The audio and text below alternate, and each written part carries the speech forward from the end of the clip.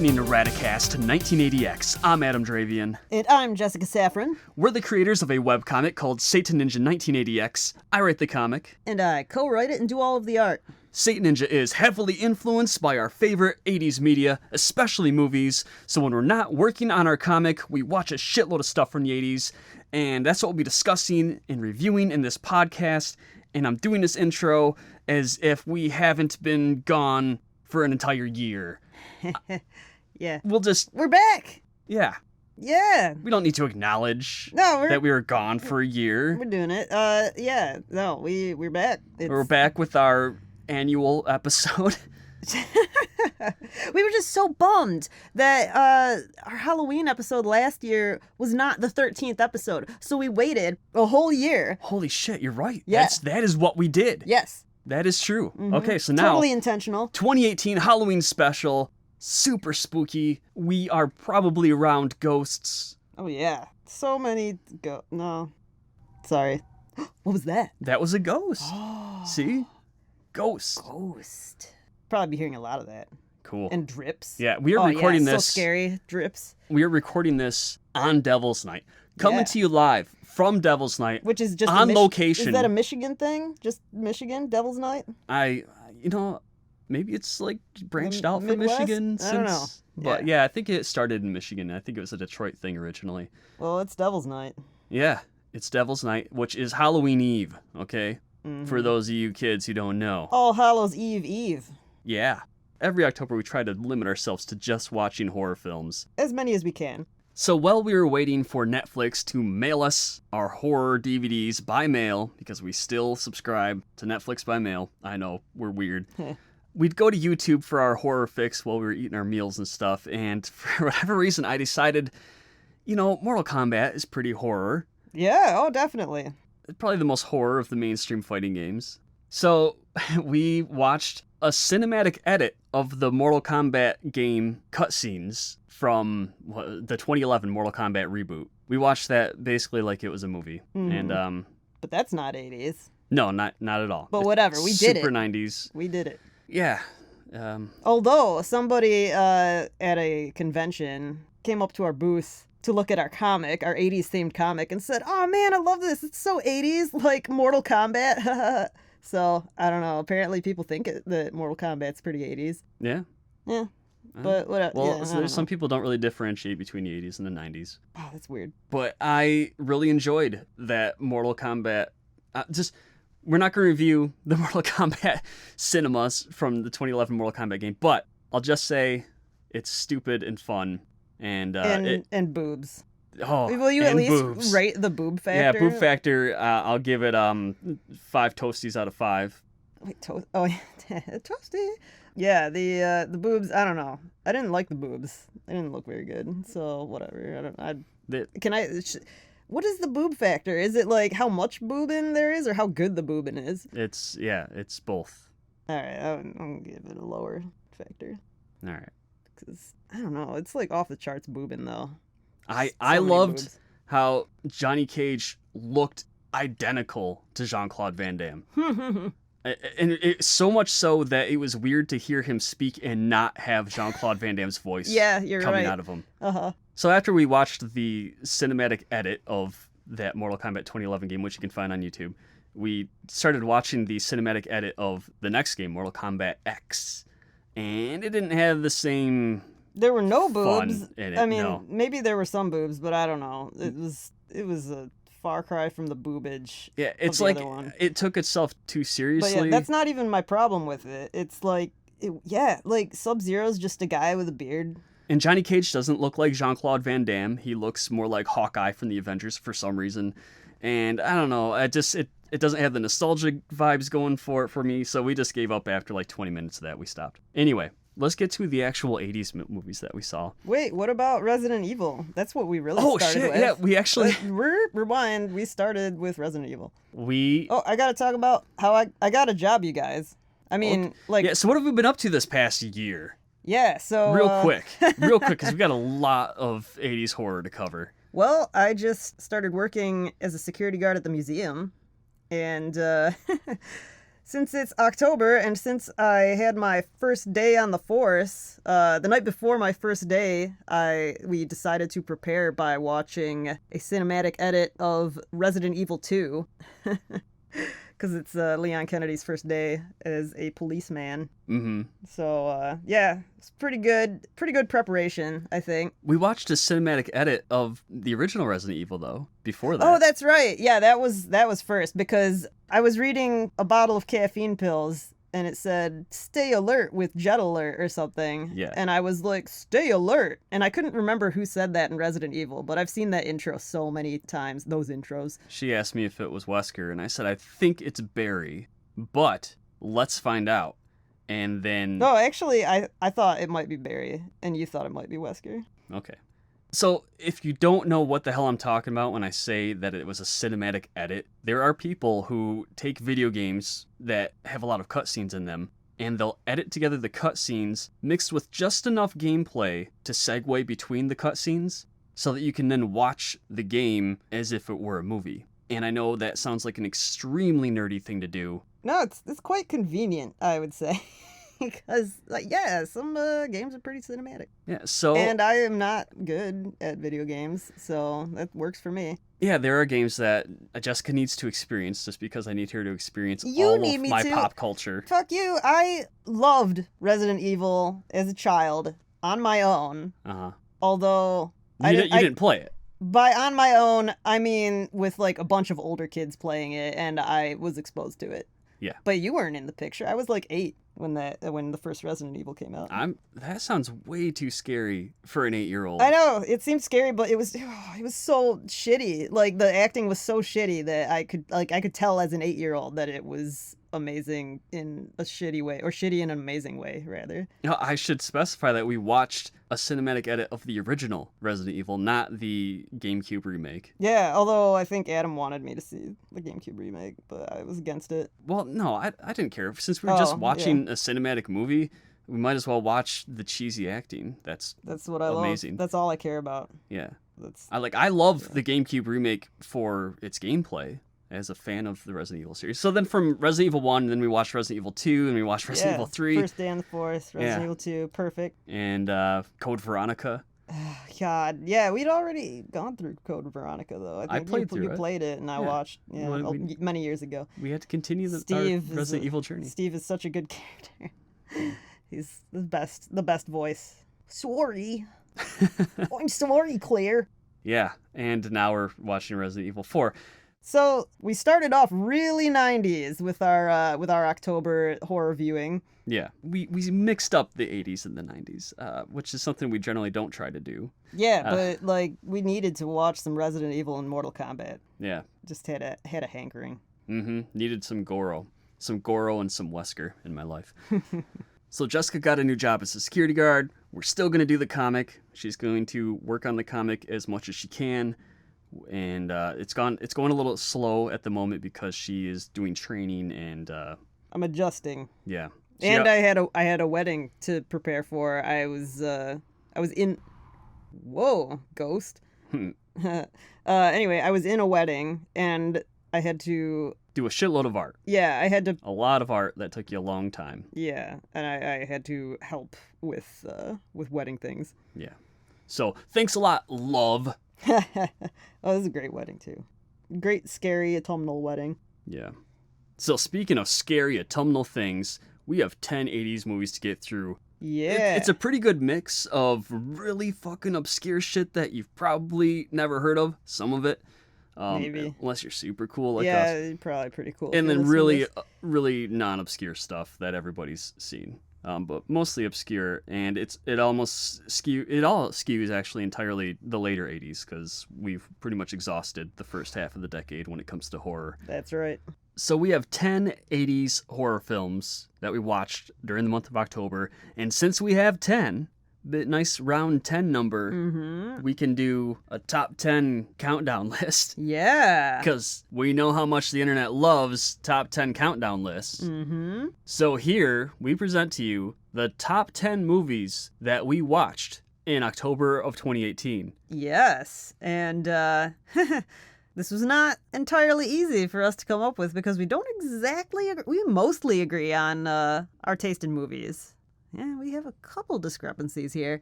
I think almost the entire list we agreed on the order except for one movie in particular, which we'll get to. Yes. But we're going to start on one we definitely agree with. The last place in our list at number 10 is Slugs from 1988. This movie is not too great. It's directed by this dude, I believe he's Spanish, Really? Jean Picure Simon? I don't know. I don't think Jean sounds very Spanish, but I mean, I could be wrong. Oh, I don't know. I know that it was like a Spanish-American co-production. Ah, I don't know. The dude's European, okay? all right. Jean, whatever. He directed Pieces, a slasher film from 82 that's known for using a lot of like real life innards and stuff for its Oh, gore. I've we never didn't seen it. we didn't see that. No, we skipped that one. You've never seen it? No. Okay. Well, I've watched a trailer for it. It didn't look that good, and I'm not really into really realistic graphic gore. Yeah. You All know, right. and that's all it has going for it. He also directed, now I don't think you know this, Jessica, but he directed The Pod People Ooh. from 83, mostly known from Mystery Science Theater 3000. That's the Trumpy one. That's the Trumpy one. Yeah. I'm amazed that I haven't heard anybody using Trumpy from that movie to make like an anti-Trump thing. Or even a pro-Trump, any Trump thing. Someone probably has. We just, we're not the most hip to the internet. Yeah, well, yeah, I mean, the quote, Trumpy, you do stupid things, from Mystery Science Theater. That's just so ripe for the using. Yeah. So the dude made The Pod People, which is really gloriously awful. And if you haven't seen the Mystery Science Theater 3000 riff on that, you should, because it's a classic episode. It's really good. One of the first ones I saw, actually, which really got me into the show. Ah. Then he followed that up in the later 80s with Slugs. And Slugs it's kind of like Jaws, but it's a bunch of slugs. And it's not good. And it's not good. No. Oh, man. I guess it's based on a novel. And I don't know if the novel is kind of like satire or what. I don't know. But, So there are slugs. They're killer slugs. Killer mutant slugs that, they're garden slugs, but they'll bite you if you get too close to them. yeah, there's one great scene where a slug bites somebody and it's like a hand puppet for a moment Yeah. when it bites. These aren't giant slugs. These aren't fast slugs. They're pretty big. They're big black slugs. They're realistic, because what I'm saying is Well, they are real. These aren't mutant, like, giant slugs. These are just, they look like slugs. They look like normal garden slugs. I've never seen a slug that looks like that. Okay. They're real slugs most of the time. My point- Unfortunately. My point is they aren't, like, giant, crazy monster slugs. Right. That are threatening. It's just They a are- sea of slugs. They're slugs. And Not sea slugs. Just a sea of slugs. So there's a small town that is being terrorized by slugs that are coming up through the drainage system, coming up through the sewers. Yeah, they get in the sewers. Yeah, that's a big 80s threat is the sewers.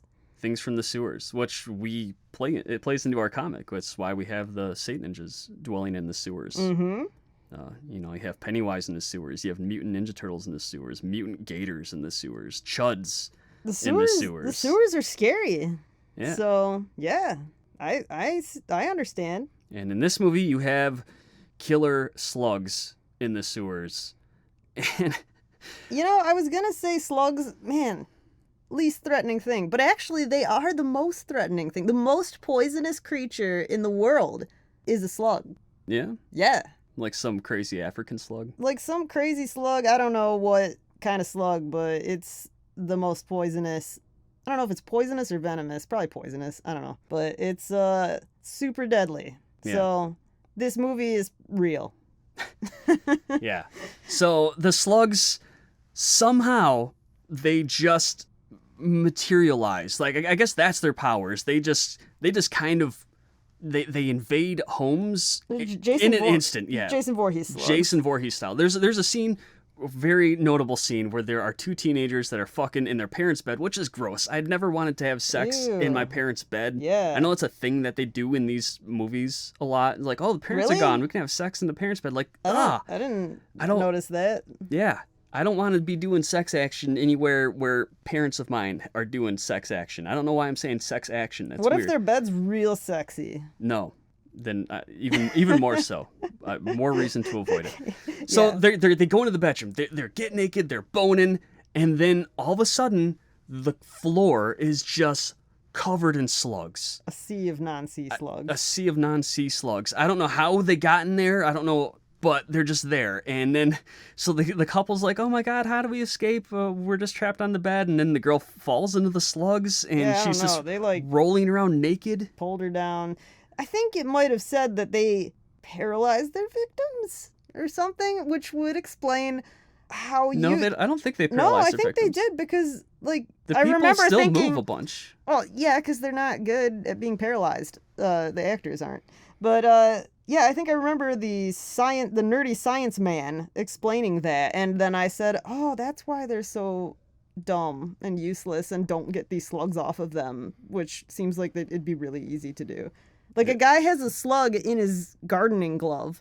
Yeah, this is a part I really wanted to describe. This is amazing. Yeah.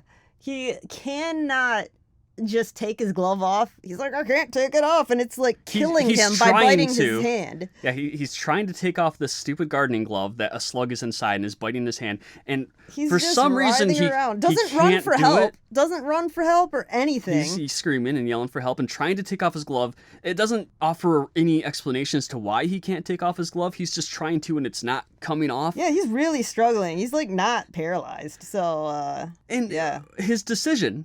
You know, Wayne, what do you do when you got your glove? Your glove just won't come off, and it's hurting you really bad. Yeah, and you have a slug in there. Yeah, you chop your hand off. Yeah, that's what you go to. That's your go-to problem solving. That's what I would do. Yeah, and that's what he does. He chops off his hand. He's a mouse man. And then he still dies. I think mice do that. They chop their hand off when they can't get their glove off. Yeah, Mickey Mouse can't take off his white glove. Yeah, and then he dies. Yeah, that's one of the stupidest deaths in a movie. One of the coolest deaths, though, is when a guy eats some slugs. Because, oh man, they have that. I feel like I've seen this in other movies before where, okay, so like some slugs make their way into a salad that someone's making, and they're like they're like gross. Oblivious to the fact that they're chopping up slugs in their nice salad. And then that's the first time I've seen it. This lady, no, I think that same thing happened in the Deadly Spawn. Oh yeah, you're right. I think that did happen. This movie did remind me a lot of the Deadly Spawn. Yeah, and then the lady like feeds it to her husband, like, I made your favorite salad, and then the guy eats it, and he's like, oh, my stomach, for like hours, and it turns out that there are like slug babies or slug parasites in him. So like not only are the slugs deadly, but shit that's in the slugs is also deadly. Yeah. And then the next day he's at a fancy restaurant trying to finalize a business deal. Yep, and this is the cool part. Not the salad part, because that's like, I've seen that before. So passe. Ugh. And he's complaining about his stomach, like, oh, my stomach hurts. Oh. And then he just like stands up and explodes. Yeah, his face explodes. His face explodes like slugs. Or something. No, like worms. Or it explodes gross. Yeah, it grossness. Just explodes gross shit. And it's really cool. Really gross. No, it was the best part of this movie. Yeah, one of the most, you can see it in the movie trailer. I think they show it in the trailer. It was impressively gross. Mm-hmm. This movie has some disgusting things about it. It doesn't really have any likable characters. Nah. It doesn't really follow teenage characters like these movies typically do. They try to go the Jaws route where it follows these... And it's a Halloween movie, and there are teens that have a Halloween party, and I think there was a pumpkin there, and that was it. It was the least Halloween movie. I mean, it had killer slugs in it. But yeah, no, there's not a lot of Halloween stuff. No costumes. It was weird that it was set around Halloween time because they did like almost nothing to portray that. There was even a girl at the Halloween party saying, oh, I feel awkward here because it's Halloween. I think she was complaining about either being too much in a costume or not enough in a costume, and no one, including her, was in a costume at all. So I don't know what, I guess the script just made her say that. I think it was ambiguous as to what she felt uncomfortable about. Well, she was definitely uncomfortable about going all the way because... Oh, is it that girl? Yeah. Okay, this is sad. Yeah. This is a very sad thing in this movie. This girl her boyfriend's trying to pressure her, to bone. Mm-hmm. And she's like, I don't want to bone. I don't feel comfortable with it. I've told you I before. don't like this party. I feel awkward here. Yeah, so then she goes away from her boyfriend, and then this creepy boyfriend's friend comes up to her and tries to hit on her. So she ends up going off in the nearby woods, having a real bad time. And then she encounters a masked villain. Yeah, a masked teenager. Who... Horny teenager. He's not part of the movie. This isn't some villain we've been introduced to earlier in the movie. No, he's just another teen. He's just some other teen who is wearing a mask at this party. Yeah, I guess that's the most costumey thing. And he tries to rape her. Yeah, just straight up. Yeah, and she's running away from masked rapist guy, and she falls into the sewers, into all the slugs. Yeah. And they eat her. Eaten by slugs. And it's just really sad. That's what happens when you don't put out. Yeah, it's what you get. This poor girl, she had terrible. a real bad time. Really bad time, yeah. Yeah, this is a mean-spirited movie. Mm-hmm. Yeah, the main guy ends up going into the sewers to try to, they come up with a plan to stop the slugs, and he convinces his buddy to come into the sewers with him, even though his buddy doesn't end up really doing much. Mm-hmm. He just kind of, I guess, helps him navigate the sewers. And they use meat to try to draw all the slugs into one central location so that they can then destroy them all. Mm-hmm. And it's a ridiculous plan. They just plan to blow up the slugs. Yeah. Blow up the sewer. To kill the slugs. Somehow they're very confident that by throwing the meat into the water at this one point, all of the slugs around the city will just magically appear there. And I guess they're right. They'll just converge. These are magically teleporting slugs, so that, they're fast. Yeah. And they blow up the slugs, and they blow up a bunch of buildings. Yeah, they really blew up a bunch of buildings in the movie. Which seemed really unnecessary. Very wasteful. And for this movie, to have these exploding buildings, and then nothing comes of that. They don't reference the fact that all these buildings were destroyed. No. They don't be like, oh, well, we've beaten the slugs, but at what cost? Yeah, you'd think there would be fallout from that. Yeah, they just show a bunch of other buildings blowing up and then never reference it again for the next 5 minutes of the film. That was cool.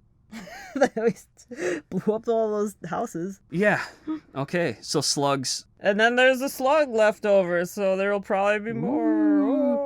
Okay, and there were real slugs getting killed in this movie, so... Yeah, just chopped in half, and... If you're real sensitive to real animals, I don't know, slugs, do they count as real animals, I guess? Yeah, they're animals. Yeah, so if it bothers you watching a slug get killed on camera, you want to avoid this movie, because you can tell those aren't fake slugs that they're cutting up. Yeah. Yeah. I like slugs. They're cool. Yeah? Yeah. I like how their eyeballs roll up in their heads like snails. I mean, they're basically snails. One of my worst childhood memories was when I was about 4 or 5. There was this cute older girl, and we saw a slug. She was over at my house, and she said, "Step on it." Oh, no! And I said, "No, I'm not going to step on the slug." And she's like, "If you do, it'll be okay, and it will be even better." She told me it would somehow improve. I've never heard this story. Yeah, and I guess because I was 4 years old, I thought, well, she's older than me and must know what she's talking about, and she's cute. So I stepped on the slug, and then I lifted up my boot, expecting it to be super slug, and it was a squash slug instead, and then I started crying. Oh, good. You're not a sociopath. Congratulations. Yeah, that's my slug story. Oh, God. Okay, let's rate slugs for 1988. Satan factor. Pretty low. Yeah, yeah, I'm going to say it's pretty low on the Satan factor. There's not a lot of Satan going on. I guess Satan might like slugs. I don't know.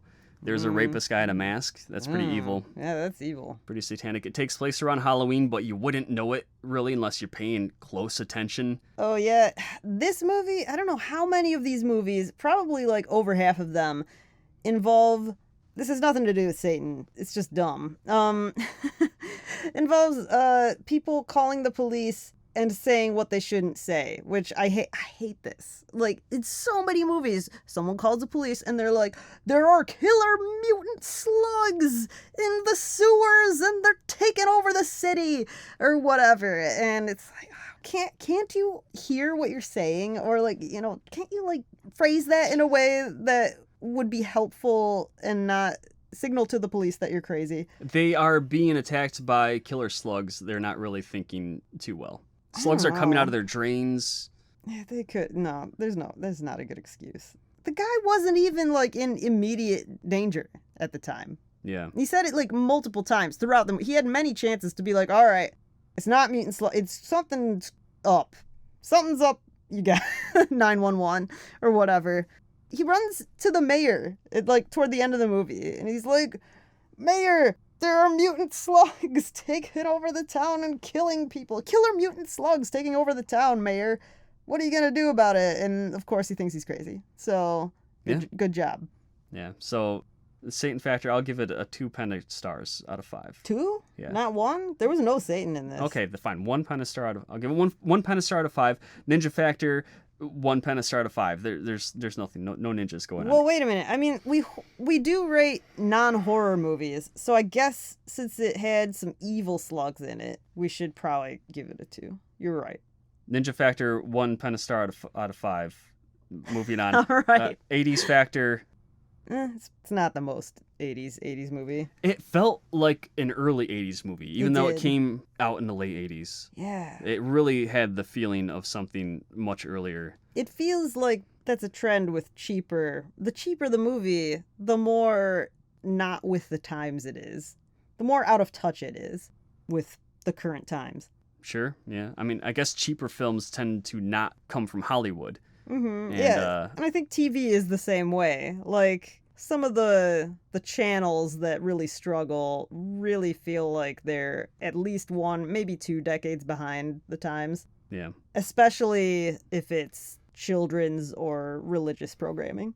Yeah, so 80s factor, I'm going to give it a pretty low 80s factor just because it feels so early 80s when it's a late 80s film. Yeah, so I'm going to give it like 2 80s factor out of 5. 2 feels right. Didn't have a great 80s soundtrack. It No. really could have been even from the late 70s. Sure. Boob factor, it starts pretty promising with this chick out in the lake with her boyfriend, and Oh yeah, I forgot about that opening. she's wearing like a half shirt, and then she takes off her shirt because she wants to go swimming, and then her boyfriend gets eaten by slugs, and it doesn't show with tits. It doesn't show her tits. But it does show tits later on when a girl is naked, writhing on a floor, covered in slugs, and she's bloody. Hey man, someone's into that. Her face is peeling. Yeah. I think we even saw that the IMDb page had a tag for naked woman killed. Was that it? God, why is there a tag for that? I know, Yeah. Why am I asking? Yeah, so there were boobs in this movie, but there weren't, like... Were they breasts all full of slugs? Oh, yeah.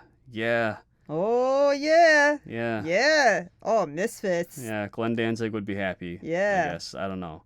Misfits is hell. Man, maybe that raises the Satan factor, that there were breasts all full of slugs. Yeah, so for ruining boobs for me, I'm going to give it just a 2 out of 5 pentastars for the boob factor. Wait, we got to mention how that guy, like, could have grabbed that girl's tits while he was making out with her, but he super didn't. He was, like, way horny. And the teenage actor? Yeah. And he was, like, making like he was gonna grab her tits, and then he's like, grab your ribs or something. It was Grab your obvious back. that the actors, either one of them or both of them, didn't feel comfortable with... I feel like that was a good move. Yeah, so he tried to make it look like he's copping a feel without really fully doing it. Yeah. So, Gentleman. Yeah, good job. Mm-hmm. A horror film set around Halloween that does not take advantage of the fact it's set around Halloween factor, I will give a 5 out of 5. Mm-hmm. It really did a great job at being set around Halloween secretly. Yeah, it's like a stealth Halloween film. And that's why I looked up all these lists of different 80s Halloween horror films, and I didn't see Slugs on any of them. Even though it does take place around Halloween, and it even has a Halloween party in the movie. Yeah. But like I said before, you'd really have to be paying attention to even notice that. Yep. I don't know if there's a single red or orange leaf in the movie. I don't know. It was Hollywood, right? Did you see a lot of palm trees? No, I don't think it was Hollywood. Oh, yeah. I don't think this guy makes Hollywood movies. The guy who made The Pod People. You think he's rubbing elbows with Hollywood elites? Yeah, probably not. Overall rating for Slugs, I'm going to give it 1. I did not like it. I didn't like Slugs. No, Slugs is bad. It was bad. That's bad. Okay. Even that face exploding couldn't save it. It was bad. I didn't like it. I felt impatient watching that movie. Yeah. Maybe if there were moments that stand out, and if you're a big gore hound, it'd be worth suffering through the movie for it. Other than that, don't watch this movie. Don't watch Slugs. Watch the trailer, and that's all you need. You really don't need anything beyond that. Did we review The Deadly Spawn? No, we never did. Okay, so... Yeah, watch The Deadly Spawn instead. Whoa, really? It's not a good movie, but it's way better than Slugs. The Deadly Spawn had a really great child actor, and that's all I remember. Like, the rest of it was pretty tedious. It had great special effects for It being did. super low Yeah. budget. Oh, yeah, I shouldn't ignore the special effects. Those were great. Yeah. Yeah. That was fun. It didn't just use real slugs. But it had it had very impressive. It was ultra low budget, almost all filmed in one house, but it was made by special effects dudes. Yes. And it shows, and that's the true. movie's all about the special effects for Deadly Spawn. And it was really weird. Yeah. It was really slow, but it was really weird. Slugs felt a lot more generic. Yeah, I absolutely recommend Deadly Spawn over Slugs. Yeah. Okay, at number 9 on our list, our countdown, we have The Video Dead for 1987. Directed by Robert Scott, who you've never heard of because he didn't do anything beyond The Video Dead, and he was an assistant director on a couple episodes of 90210. Which I've never seen. Not a single episode? Not a single episode. Okay. I did have a school bus in 2nd or 3rd grade that was 902, and I remembered it using the mnemonic 90210, which I knew was a show. That's as far as my, it seemed like a naughty show for me to be watching at age 7 or 8, so Okay. I didn't do it. So The Video Dead is a movie that I had always known about because I noticed the VHS box art of a zombie coming out of a television, and it always stood out to me. It's pretty sweet, actually, the VHS cover. And I've never seen it, though. I've never seen this movie. Me either. Rectified that this Halloween, and yeah. So this was an extremely low-budget movie. Uh-huh. It was made on weekends by a very, very Dedicated? amateur production crew and cast. Dedicated amateur. Yeah. Yeah. On weekends over the course of more than a year filming this. That's commendable. Yeah. Yeah, that's cool. I don't know if it was worth it, but... Hey, I'd be proud of that. Sure, yeah. So the concept of this movie is that a magical TV is accidentally delivered to a house, and this TV plays a black and white zombie movie where the zombies can crawl out of the TV and invade reality. So the unfortunate dude who gets this TV delivered to his home gets killed by the zombies. Was it a pure accident that it was delivered to him? Yeah. Yeah. Oh, poor guy. It was like a shipping error. I don't know. I believe it was supposed to go to some like supernatural research lab. Uh-huh. And I like how they had this basically Ark of the Covenant level supernatural device. And they just let's just ship it through this like standard shipping service. And then they fuck that up and it just gets delivered to someone's house. So after the intro, where the dude gets this TV, zombies crawl out of the TV, they kill him. Then we jump forward like 3 or 4 months. Oddly enough, it is fall time during the opening sequence. And then 3 or 4 months later, it's still fall time. So... I don't know, they must be in like an Oregon type place or something. Uh-huh.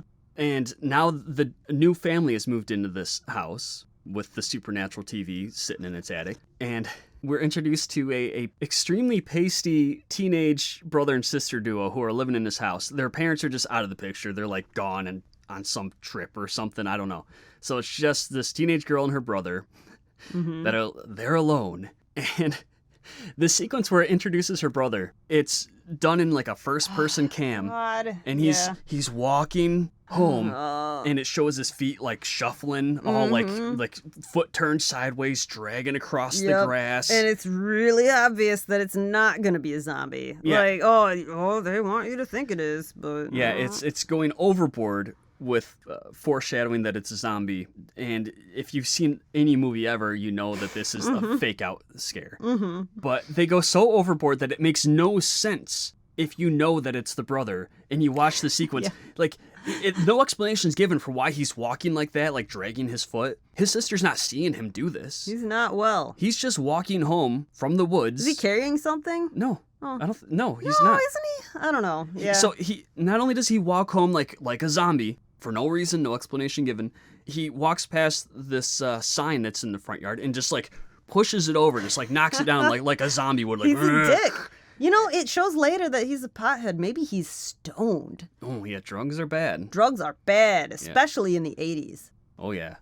So yeah, brother comes home and we're introduced to our leads, and they're not people I want to look at for an hour and a half. Aw.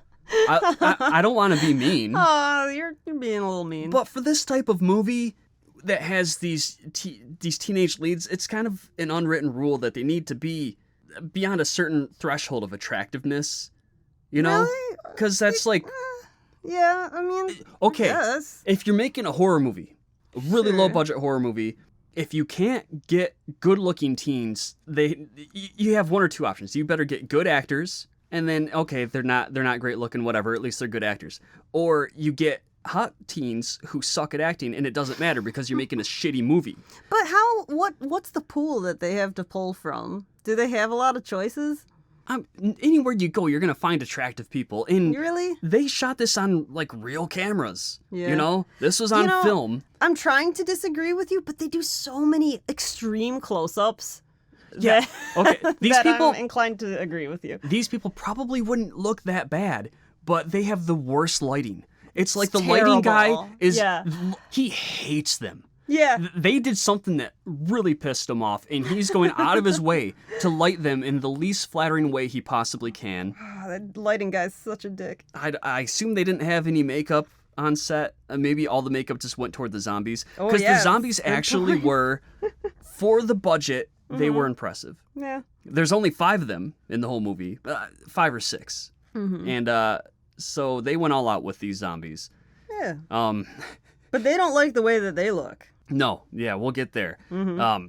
So the boy is hanging out in his room, and he hears a girl kind of calling to him from upstairs, like, "Come on, pasty face boy, come to me, horny, sexy girl." It's a sexy girl voice, apparently. Wait, yeah, it sounds like she was calling to a sexy girl the way you put it. No, I'm a sexy girl.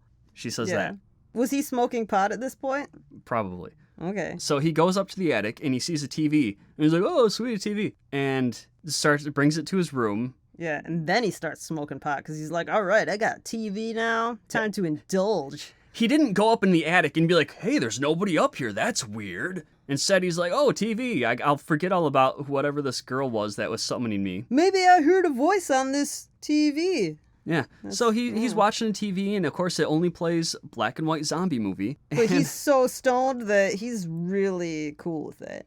So he sees this seductress lady appear on television. And again, she's supposed to be really hot. You can tell that in the script she's written to be like really hot, but the movie couldn't quite... She wasn't that bad. The movie couldn't quite manage to pull off casting her the way that she's written. But I guess suspension of disbelief, whatever. Adam has a lot of problems when women are supposed to be hot and they don't meet his standards. The way that she's presented, the way that this movie is, yes, I have a problem. You can, okay. Yeah. That's fine. It's your opinion, man. Yeah. So we have like a Shining moment where she comes out of the TV and she like is making out with them. Yeah. And then she disappears and she's back on the TV again. And this dude comes up behind her and slits her throat in the TV. Wait, but how's that a shining moment? It's a shining moment because he makes out with the ghost. Ooh, but was she gruesome? Because that's what makes it a shining moment. Otherwise, it's a Ghostbusters moment. Well, I kind of thought she was a little gruesome just as is. That's so mean. Yeah. Whatever, man. It's just like my opinion, okay? Uh-huh. Anyway. So she's trying to be all sexy seductress on the television. This creepy dude comes up from behind her, slits her throat, she dies, and the dude starts talking to the teenage boy from the television. He's not that creepy. He's just like Michigan militia guy. Like, I'm here to kill the evil threat. It's really weird. And the acting is just, holy shit. The way this boy acts, he's so... nonchalant. Yeah, nonchalant about, like, talking. He's talking to this guy in his TV on? who just killed the babe, the quote-unquote babe that he was into. What happened to that babe? Yeah, why'd you slit her throat? Why'd you slit her throat, man? I can't believe this is really happening. There's someone in the room with you. No. Why did you kill her? He's played by an actual 16-year-old, so I guess you can cut him a little slack because he was actually a 16-year-old still in high school. Was he? I Yes. thought, like, he looked kind of old. No. I was actually very curious while watching this movie about how old this guy was, because He's 16. Okay, great, because he was throwing off really teenagery vibes, but he had a look about him that made it really ambiguous. Yeah. So the guy slits her throat and then tries to explain to the kid, hey, I'm like a monster killer, and I'm the trash man. I take out the zombie garbage. You know, he's like the trash man. They might look like they're human, but they're zombies, which is weird because the other zombies look like zombies. Yeah, the only very one who much. looked like not a zombie was the seductress lady that he killed. Yeah, well, he took care of her. Maybe she was the last one that was like a real temptress. Yeah, so he just like gives this warning to the teenage boy, and then the TV shuts off. Or actually, after he gives the warning, he starts to go away, and the teenage boy says, wait, no. Oh, yeah. And then the dude stops, and he turns back. He's like, hey, what? What do you want? I'm giving the movie points for that. That was good. I think that's like the first time I've seen... I can't remember seeing another movie where there's that kind of situation, and somebody's like, no, wait, I need more explanation. And then the person's actually like, oh, okay, yeah, what's up? Yeah, that was great. I'll tell you more. Yeah, good job, movie. So then I guess he told him more, but it didn't matter. No, Like, it mattered to me. I liked it. Your TV is haunted. There's bad shit. It's going to come out of the TV. You better get rid of it. He said some good things. So here's the thing, though. Mr. Trash Man, after his one scene, he is never in the movie again. No. So the kid was smoking weed, and he assumes, like, oh, man, I must have just been high. Mm-hmm. And then he puts the TV in the basement. And he flushes his weed in the toilet. Yeah, no more getting high for him. Yeah. And scared him straight. Michigan militia guy told him something very useful before he signed off for real. He was like, get some mirrors and put them against the TV or something like that. Use mirrors to keep them in the TV, the zombies. Yeah, but he didn't. He just wrote it all off as him being high. Man, I must be too stoned. So we learned that the zombies that came out of the TV, they're still out and about, just hanging out in the woods nearby the house. Now remember, they came out of the TV like 3 months before the brother and sister duo moved into the house. So they've been hanging out like wild animals. They've just been minding their own business, just killing animals in the woods. I guess just standing in the woods, I guess waiting for someone to move back into the house so they could start terrorizing them. Yep. And their first act of terror is there's this blonde girl who comes over with a dog to kind of like, I don't know, welcome the boy to the neighborhood.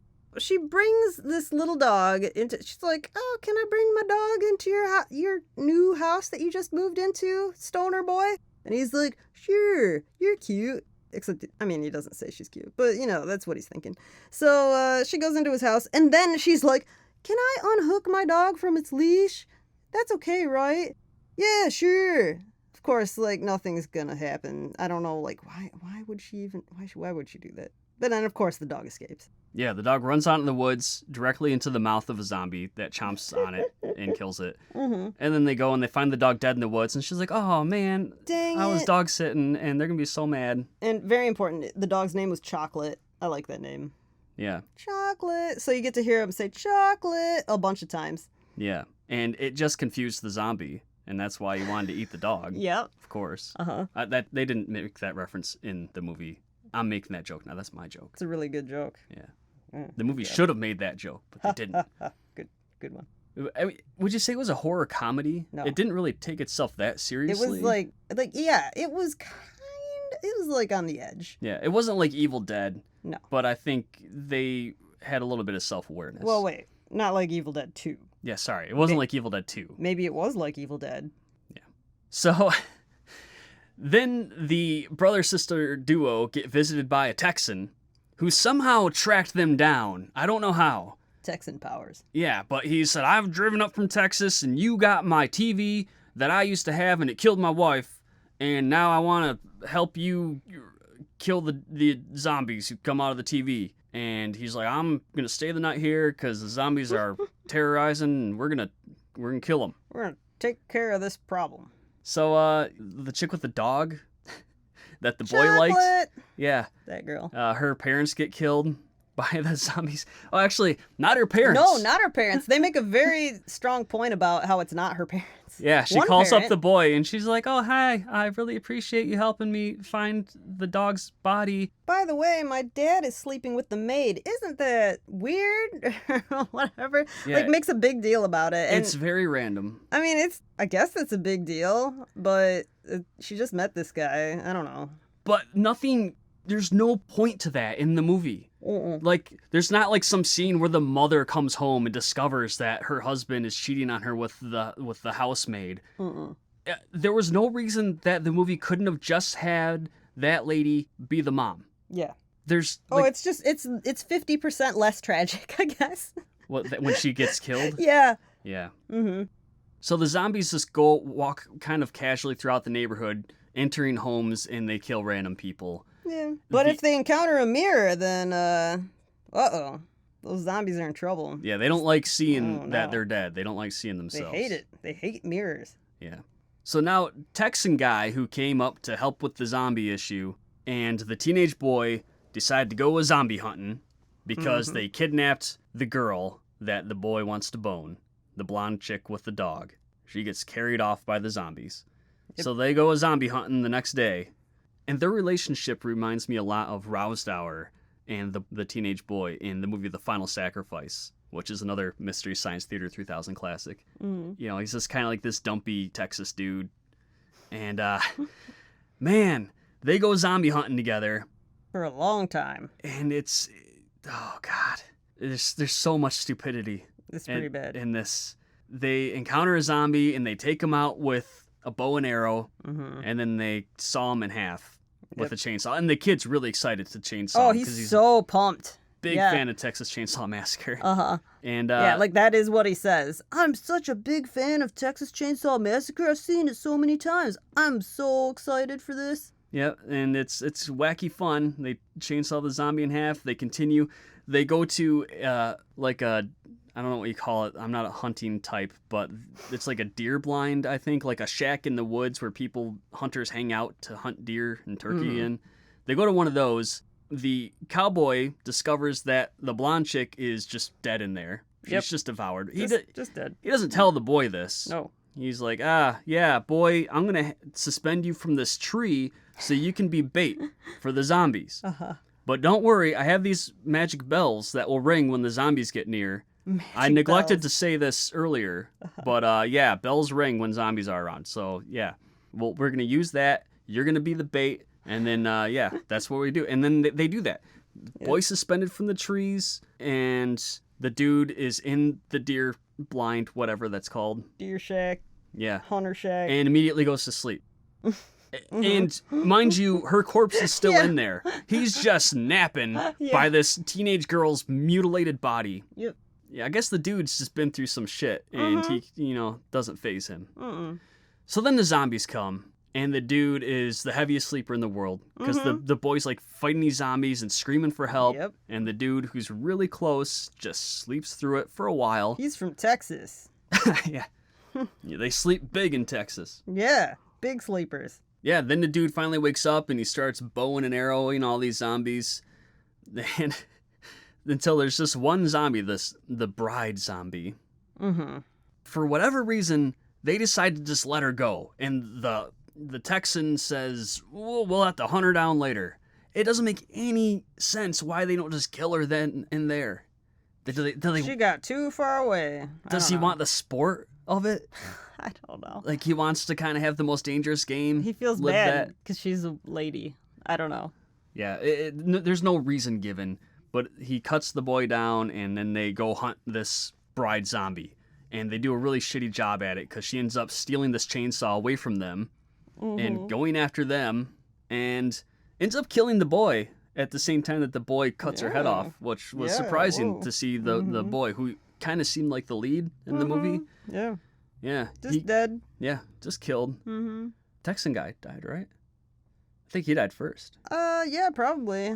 Yeah, it doesn't matter. I just remember that the sister lives at the end, and she has a pretty interesting climax. I mean, the climax is pretty interesting with the sister. Yeah, because she learns that if you pretend not to fear, if you don't show any fear toward the zombies, then they'll be okay with you. So all the zombies come to her house, and she's like, oh, come on in for dinner. And she like makes them a meal. She has to laugh it off. Just keep on smiling and laughing. Yeah, which actually was one of the more effective scenes in the movie. Yeah, because it's really fucked up. Because she's obviously really disturbed. Yeah. And one of the zombies starts like caressing her, and she has to pretend that she's not completely repulsed by it. Yeah, so fun. Yeah, that's great. So she remembers hearing some advice that if the zombies are ever trapped in a place that they can't get out of, they will consume each other, or they consume themselves. And that's one way to get rid of the zombies. So It'll drive them crazy. So she suggests to them that they listen to some records and dance in the basement. Oh, wait, I'll go get the records. They're upstairs. Yeah, so she manages to get away from them, even though they realize she's pulling the wool over their eyes, and they try to get her. Because some records fall out of somewhere, and they're like, hey, there are records down here. Wait a minute. Except they don't talk. The zombies never talk in this movie. But they say it with their faces. Yeah, but she gets away from the zombies, and as soon as she shuts the door to the basement, they just start like bubbling, and they one of really them, go crazy. Yeah, like, and then they start eating each other, and it's really weird. It's like, I guess anytime they're in a room and the door shuts, they just die. They hate it. I could swear they were in a room at some point earlier in the movie with a door shut. Yeah, probably. They don't even try to open the door. They somehow just magically know that the door's shut, and they can't get out. Yeah, they can't get out, and yeah, so they die. That's the movie. Let's rate the video dead. Yeah. All right. Satan factor. TV's evil. It is an evil supernatural TV.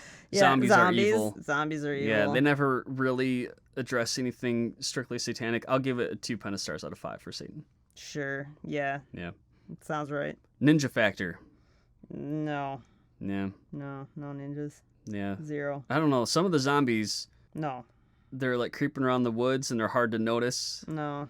Yeah, okay. Not when you're looking for them. Then they're fine. Like, you can find them. Yeah. 1 out of 5 for the ninja factor. 80s factor. Video. Yeah, hey, yeah, video. Videos are very 80s. VHS, very 80s. Yeah. They're really. But was there MTV? They probably mentioned wanting to watch MTV. One of the girls did or something. Maybe. The blonde chick with the dog who gets killed, she kind of talked Valley Girl like. Maybe a little. Chocolate. I don't know. No, not with her tone of voice. I mean, with the words she used. Sure. I'll give it 2.5 out of 5 for the 80s factor. Did it even have videos? It was just a TV. No, they didn't have a VHS or anything. You're right. Yeah. This could have been a 50s movie. Except there was a pot-smoking boy. I mean, pot's been around forever. There were some pretty 80s hairstyles and stuff with the girls. Sure. Wardrobe. And there was some shitty 80s rock music. I would say it's... A 2? It's 2.5 out of 5 for the 80s factor. Okay. Boob factor, Were there boobs? Oh, yeah, there was the zombie chick. Huh? The seductress. Oh, yeah. Yeah, there are boobs in the movie that didn't do anything for me. They were naked boobs even, right? Yeah, barely. And like I said, nah. They're there. I didn't care.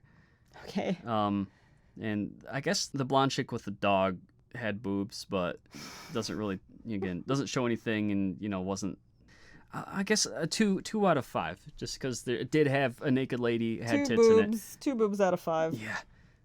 VHS box art that is way better than the actual movie deserves to have.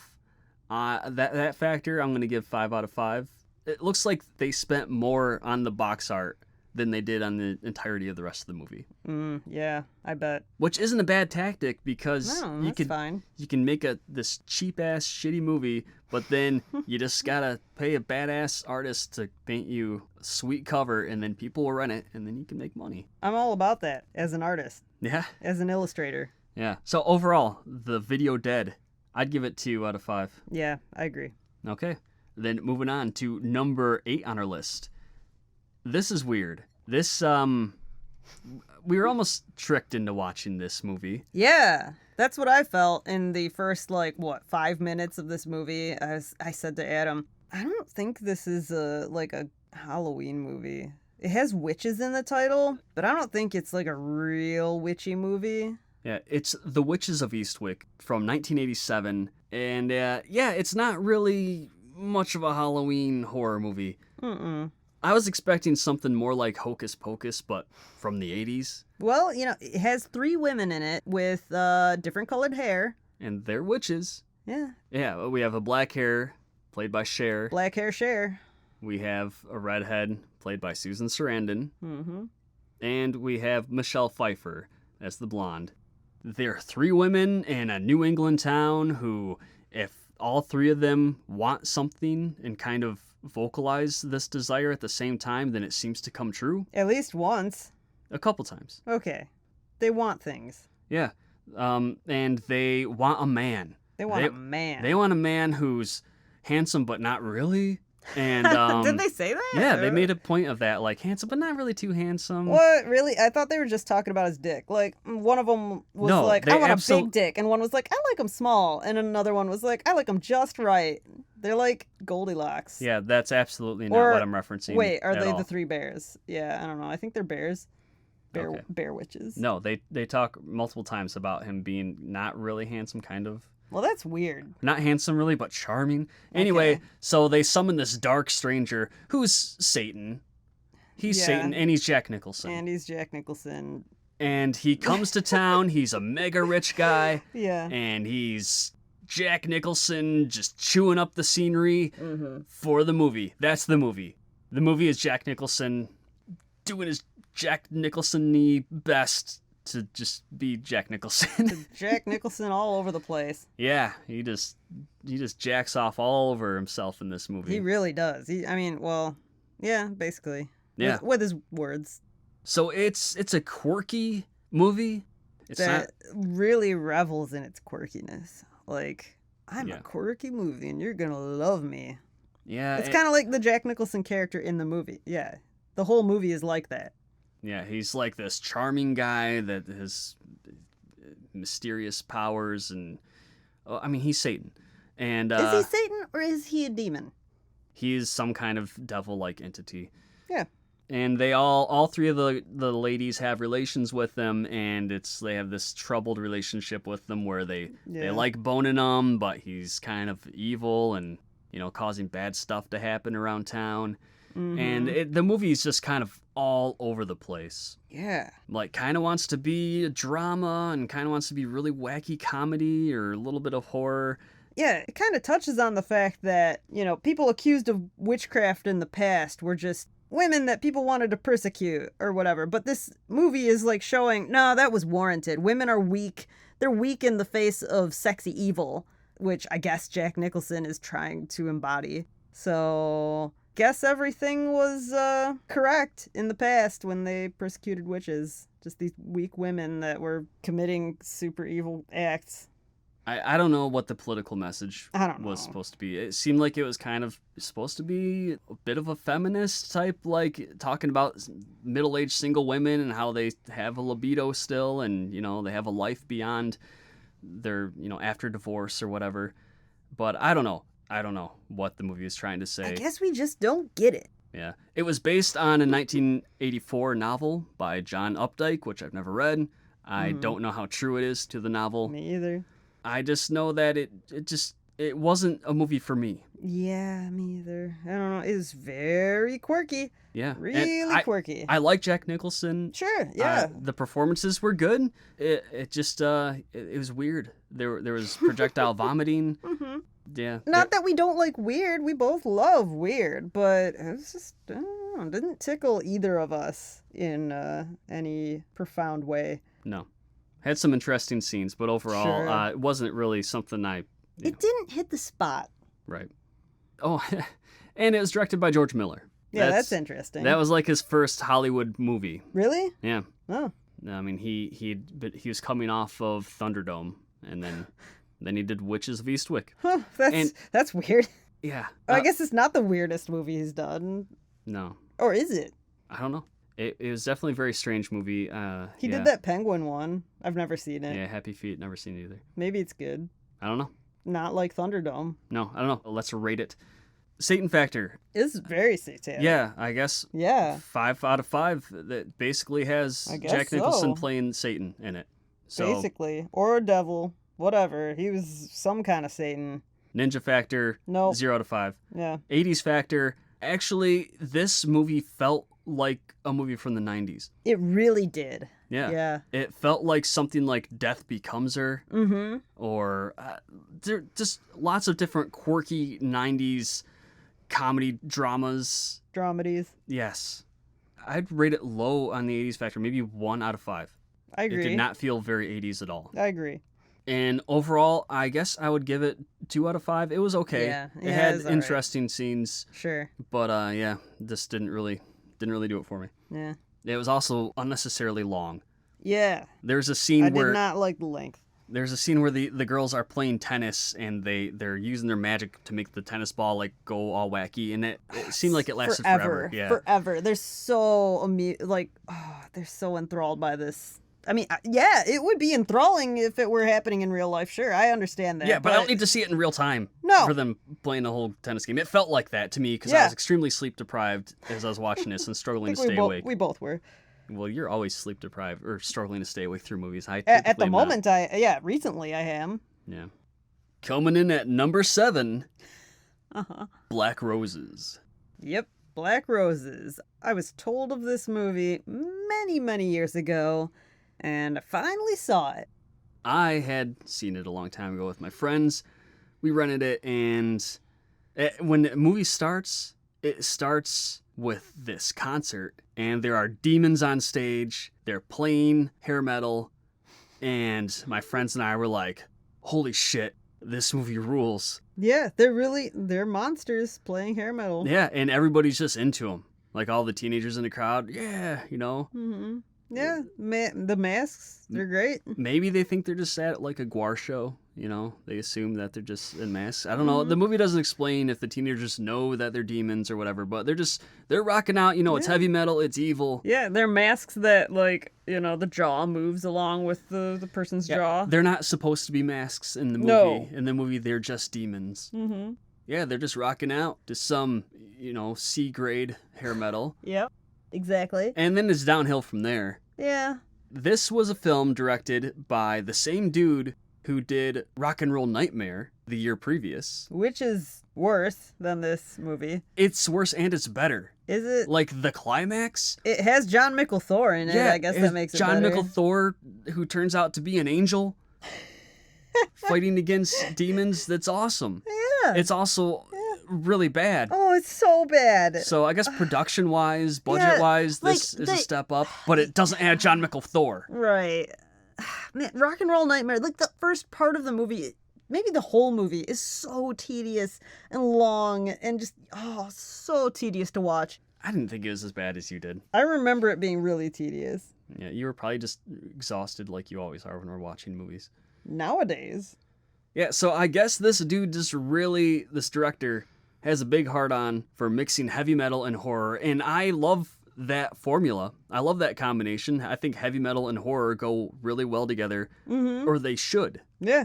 They're primed to go well together. Mm-hmm. This director isn't able to deliver on it, but he tries. Yeah, I think it was a worthy effort.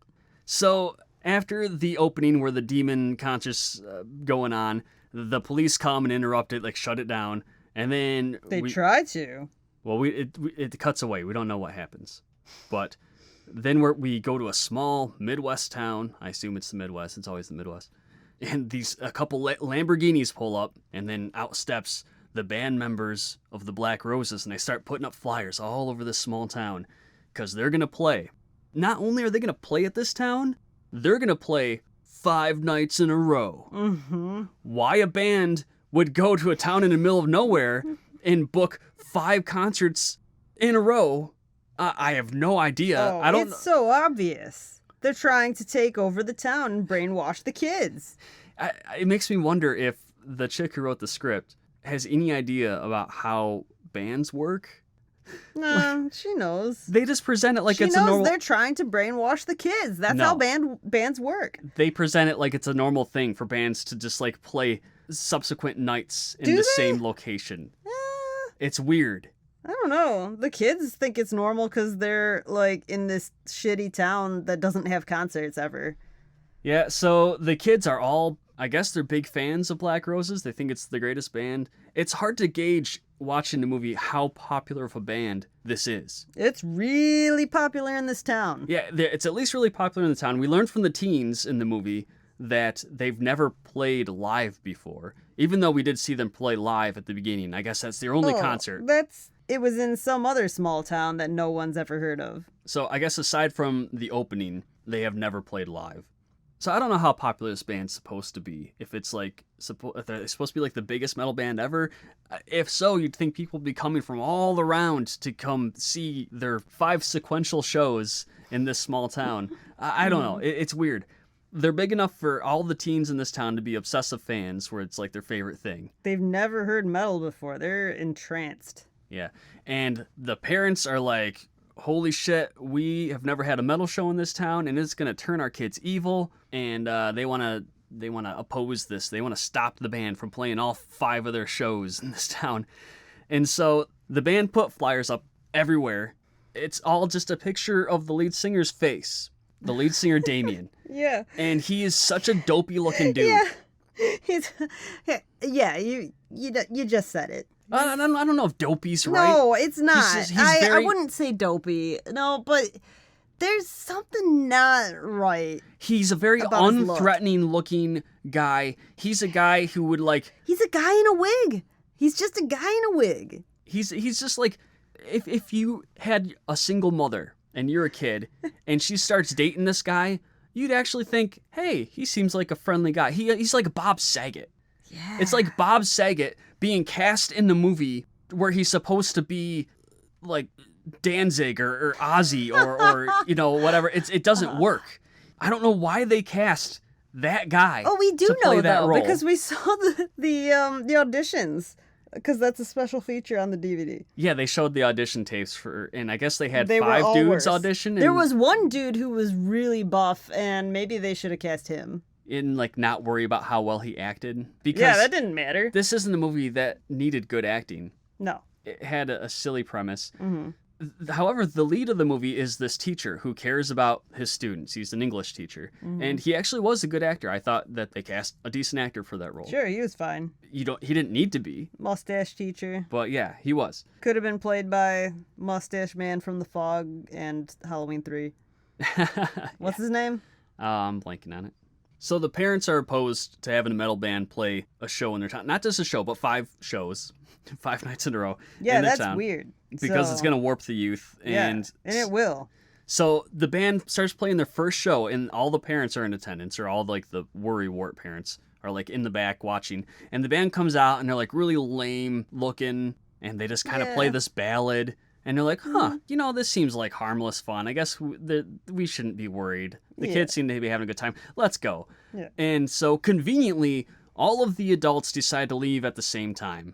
And as soon as they walk out the door and that door shuts, the lights go out, and then the lights come back on, and there's fog, then Bob and they're all... Saget is way evil. Yeah, then Bob Saget's dressed up like, he already had his Bondage big gear. wig. Yeah, he's dressed up like Lord Humongous, and with like a leopard print codpiece. It's weird. Yeah.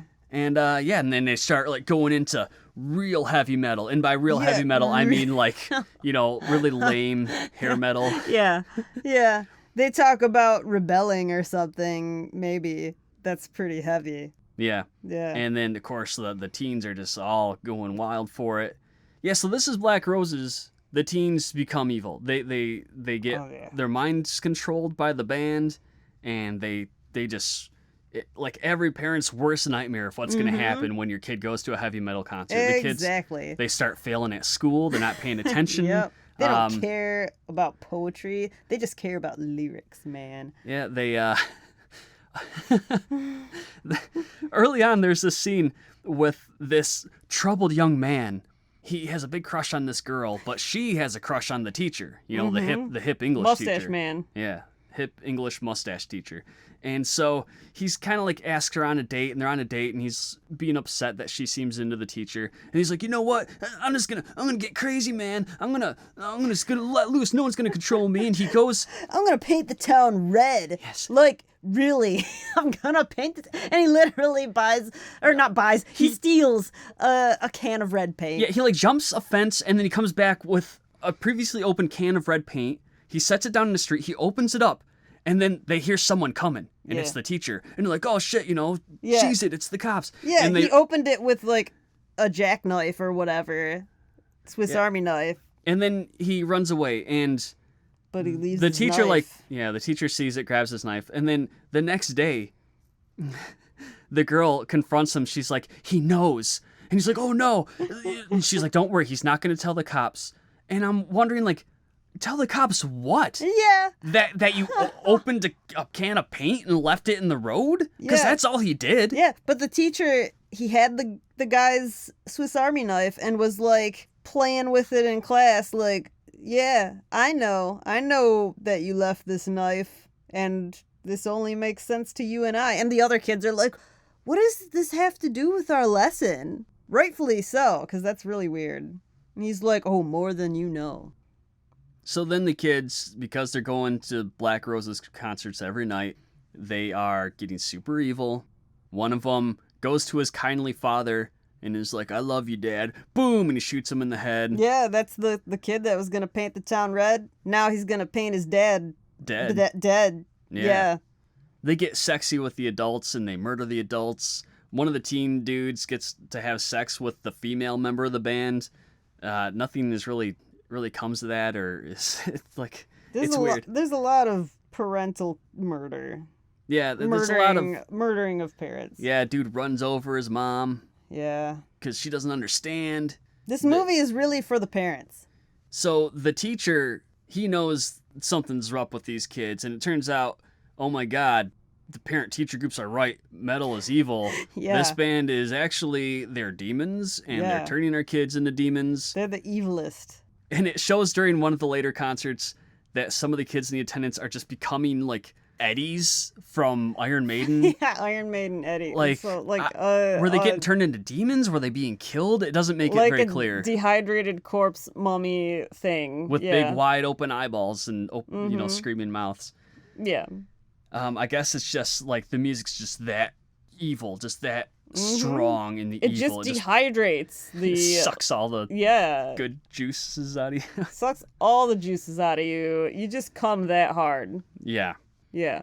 Yeah, so then the teacher goes to one of the concerts and at this point the concerts have just turned into the lead singer Damien talking in his demonic voice that he suddenly has. Yep. And saying obviously inhaled sulfur hexafluoride. Yeah, or whatever. that. And he's just saying like, you are my roses, worship me, worship me, feel the evil, spread the evil. And he just keeps repeating like these chants. Roses are really evil.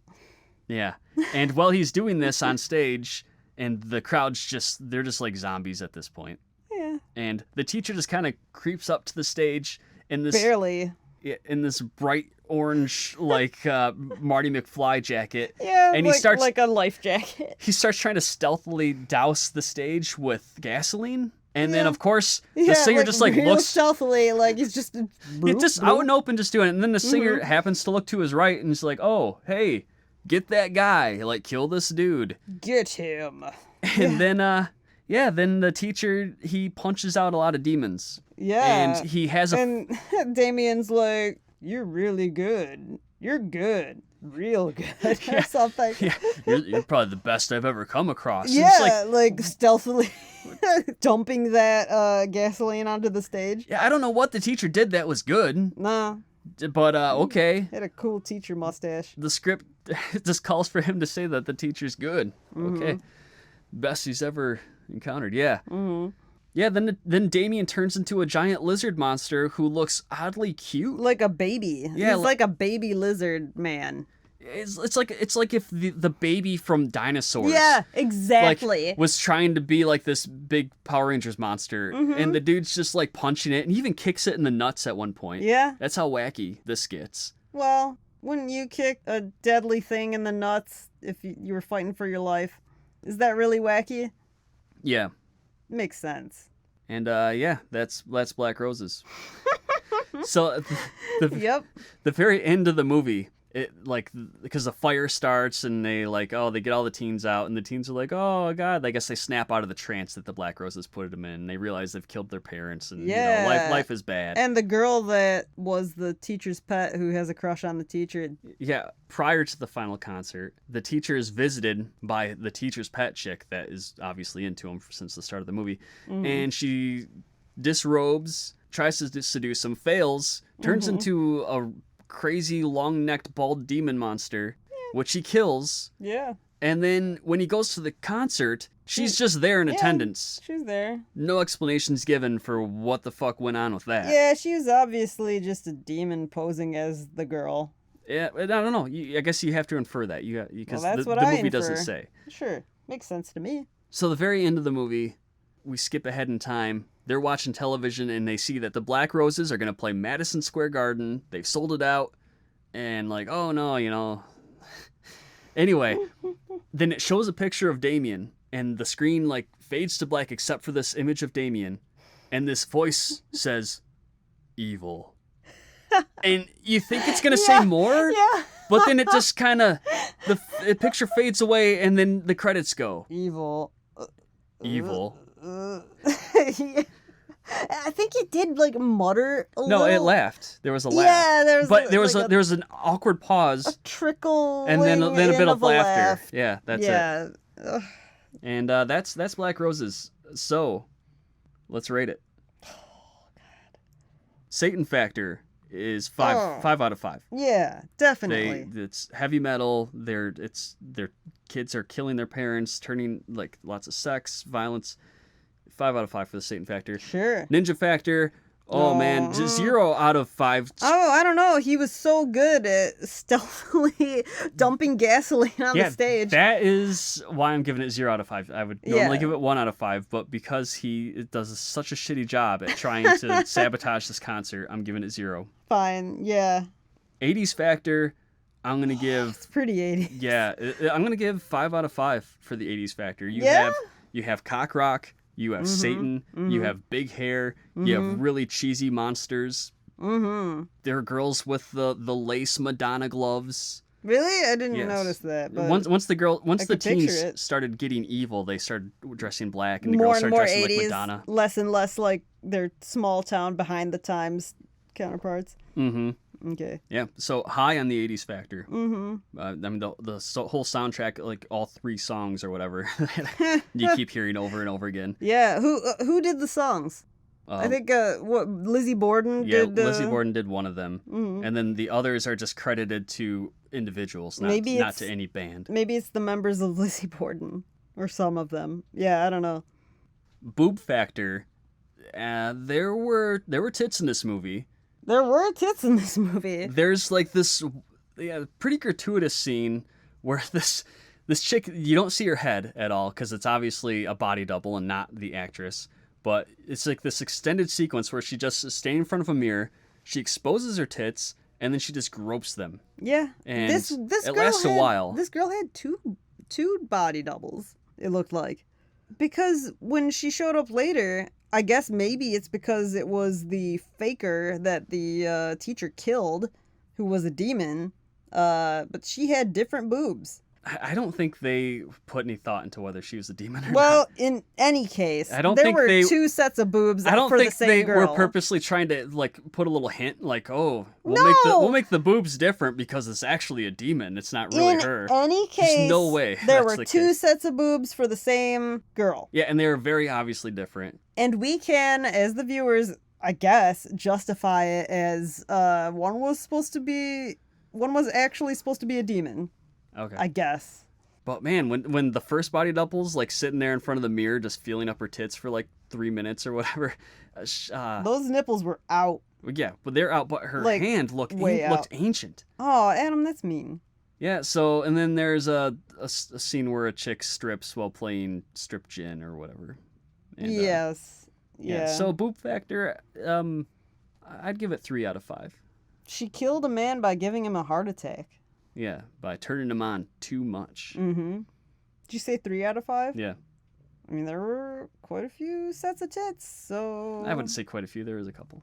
Like, at least 3, maybe 4. 3 out of 5. Okay. They weren't the best. All They right. were okay. Fine. Yeah. All right. I agree with that. And overall rating for Black Roses.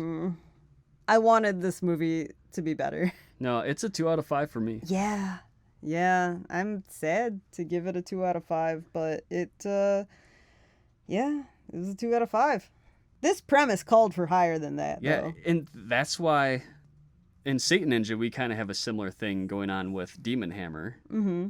It's like doing this movie the right way, except that's not the focus of Satan Ninja, so it's not like we're really doing this movie the right way. Yeah. But I love the concept, but the movie sucks. Yeah. That's too bad. Yeah. Well.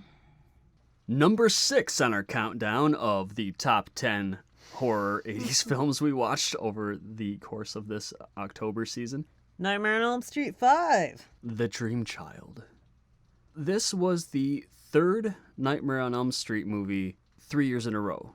We had the awesome comeback, which is Nightmare on Elm Street 3, The Dream Warriors. Mm-hmm. And then the okay sequel to that, The Dream Master. Mm-hmm. And then there was this one. Yeah. And they just knew that they came up with the title, the Dream Child, and they knew it was like Freddy's gonna have a baby of some sort, like something about Freddy and a baby. That's all they knew. They had a poster made up. It has an evil carriage, and that was done before a script was written. Mm-hmm. So then, That's what it felt like. That's what the whole movie felt like. yeah, There's a baby. yeah. So they just knew Freddy and a baby. There's That's Freddy. That's what we need for this one. Yep. I guess that's the direction to take this Yeah. movie. It felt like a slasher movie with dreams, I guess. You know, in Nightmare on Elm Street fashion, where all of the dreams are just things that seem to be happening in real life, and then it happens to be a dream, and it's kind of weird. Yeah, the people in the Nightmare on Elm Street universe, one, they tend to be narcoleptic and just fall asleep regardless of what they're doing. Yeah, it makes sense if they were really trying not to fall asleep throughout the movie, but there are characters who are like fine with, like, you know, they don't care about Freddy. They don't pay any heed. Yeah, to in Freddy. past movies, they were often trying not to fall asleep. It's just like in the song, you know, you got to stay up late. But in this one, there were so many times where the people, they weren't sleep deprived. Nope. There was no excuse for them to like fall asleep at the wheel It's or just- fall asleep in the hot tub. Yeah, I don't know, just maybe people do that, but Freddy magic. yeah. So yeah, there's a lot of just Freddy magic going on in this movie. Mm-hmm. So this is a direct sequel to the 4th film, which in turn was a direct sequel to the 3rd film.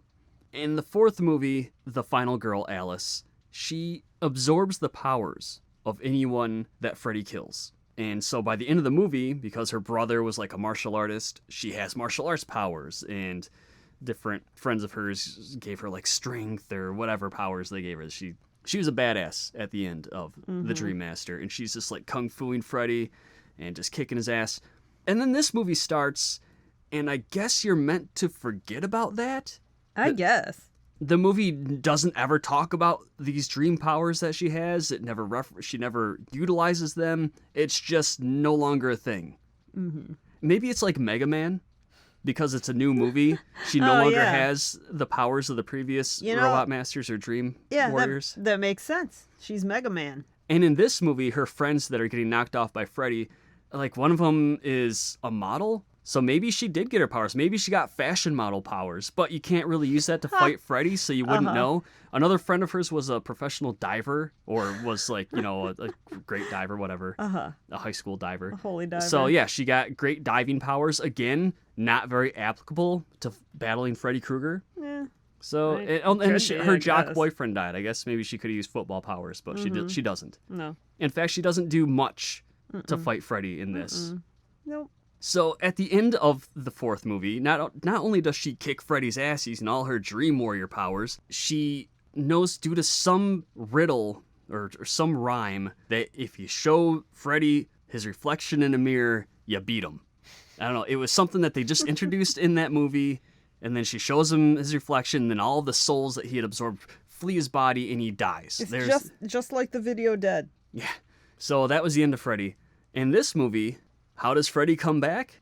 That's a really good question, and the movie doesn't really answer. He gets better self-esteem. He's no longer bothered by mirrors. Yeah, they don't reference the mirror thing. Again, we're supposed to just forget about it. Yeah, I guess. And Freddy, he's just back.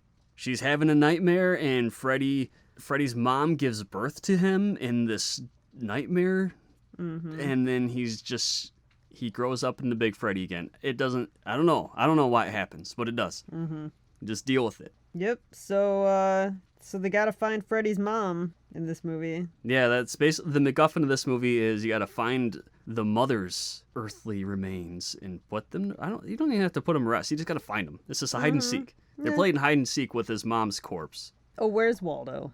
And if you're not really familiar with your Freddy Krueger lore, Freddy's mom was a nun who was trapped in an insane asylum and got raped a whole bunch of times by 100 maniacs. Yep, and then she gave birth to Freddy Krueger. 100 maniacs.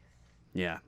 In the third movie, the ghost of Freddy's mom lets the heroes know that they need to find Freddy Krueger's earthly remains and, consecrate them or something, and that's how they defeat him for good. For good. This time, they just got to find the mom's remains. And it is now raining outside. So if you hear... that's very fitting for our spooky Halloween episode. Atmospheric. Spooky, so yeah, you might hear rain.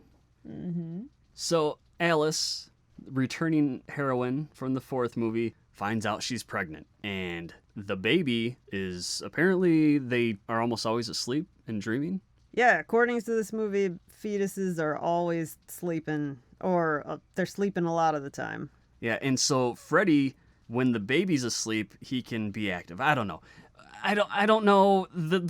I shouldn't try to analyze it because obviously the writers and the creators don't really care. Yeah, and we haven't researched how fetuses work, so yeah, maybe it's legit. Maybe this could actually happen. So we learned that Freddy he's trying to corrupt the baby and be like, hey, be cool like me. The unborn baby. Yeah, the fetus. That in the dreams is like an 8-year-old child, I guess. Which is weird. Yeah, I don't know. It's very strange. And it's very pro-life.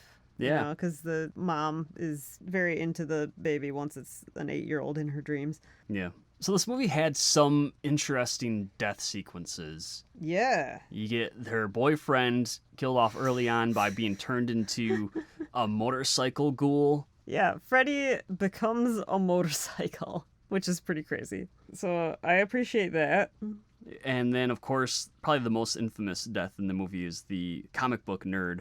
Oh, yeah. Who's the only one who actually fights back against Freddy, using dream powers. Yeah. It doesn't go very well for him. But he tried. Yeah, and then he gets sliced up while he's like a 2D comic version of himself. It's weird. Yeah, but that was by far the coolest part of the movie. Yeah. So Freddy is in full-on jester mode in this film. Yeah, it really felt like the series was getting pretty stale at that point.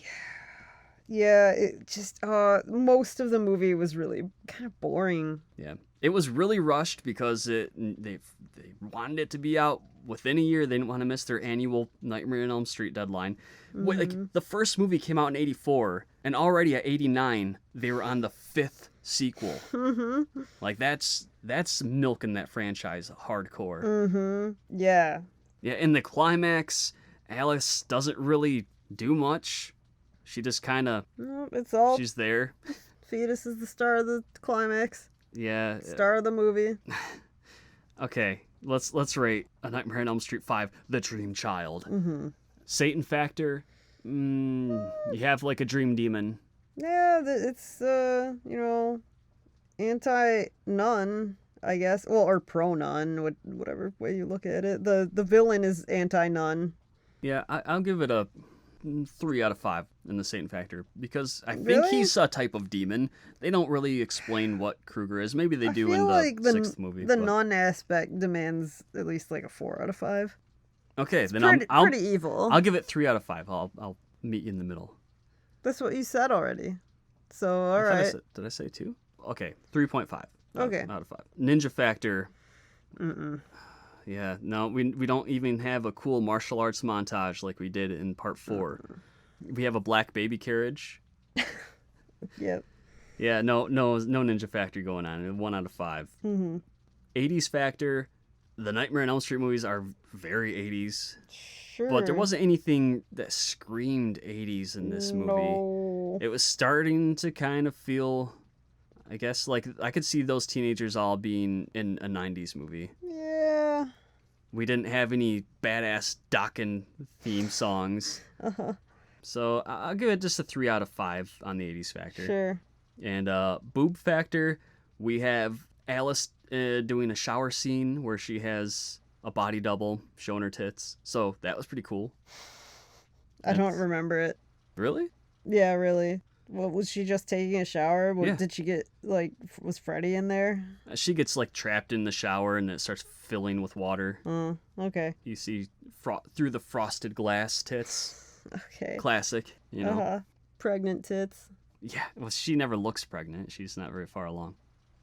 Hideous child that is representing a fetus factor. I will I'll say it's pretty high. Was he hideous? I don't remember He what was he looked he was like. a pretty not Homely boy. Yes, he was not a very attractive boy. And like if I were seeing my child and I'm like, oh, well, that's what you're gonna look like when you're 8, then this is still pretty early on in the pregnancy. Maybe she should rethink. No.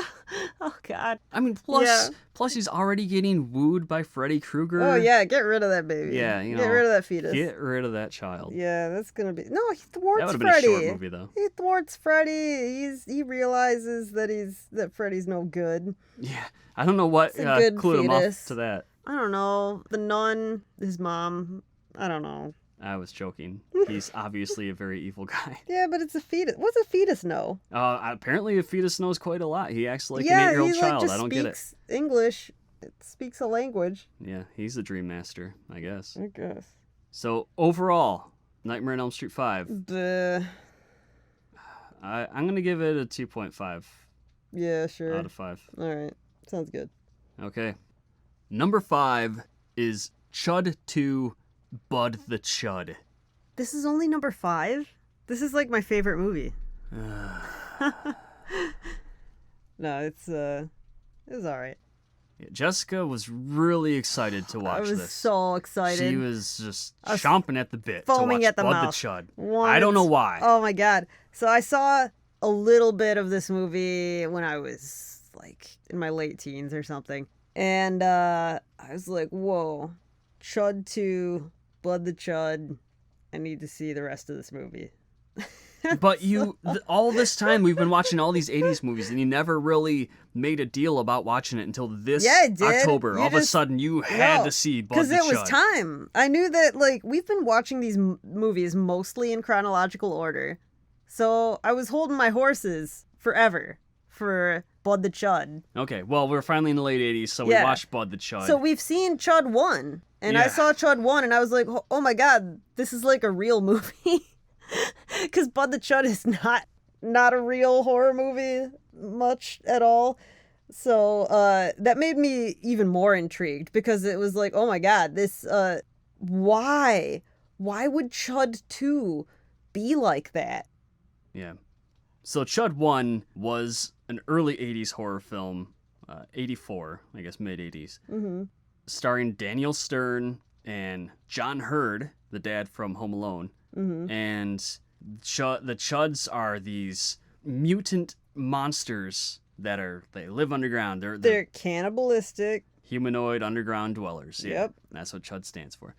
And they're just like these mutants with glowing eyes. Big glowing eyes. Yeah, they look very monstrous. Not like people. They're No. monsters. Yeah, they're mutated people into monsters. Mm-hmm. And it's a horror film. And then Like a real horror film.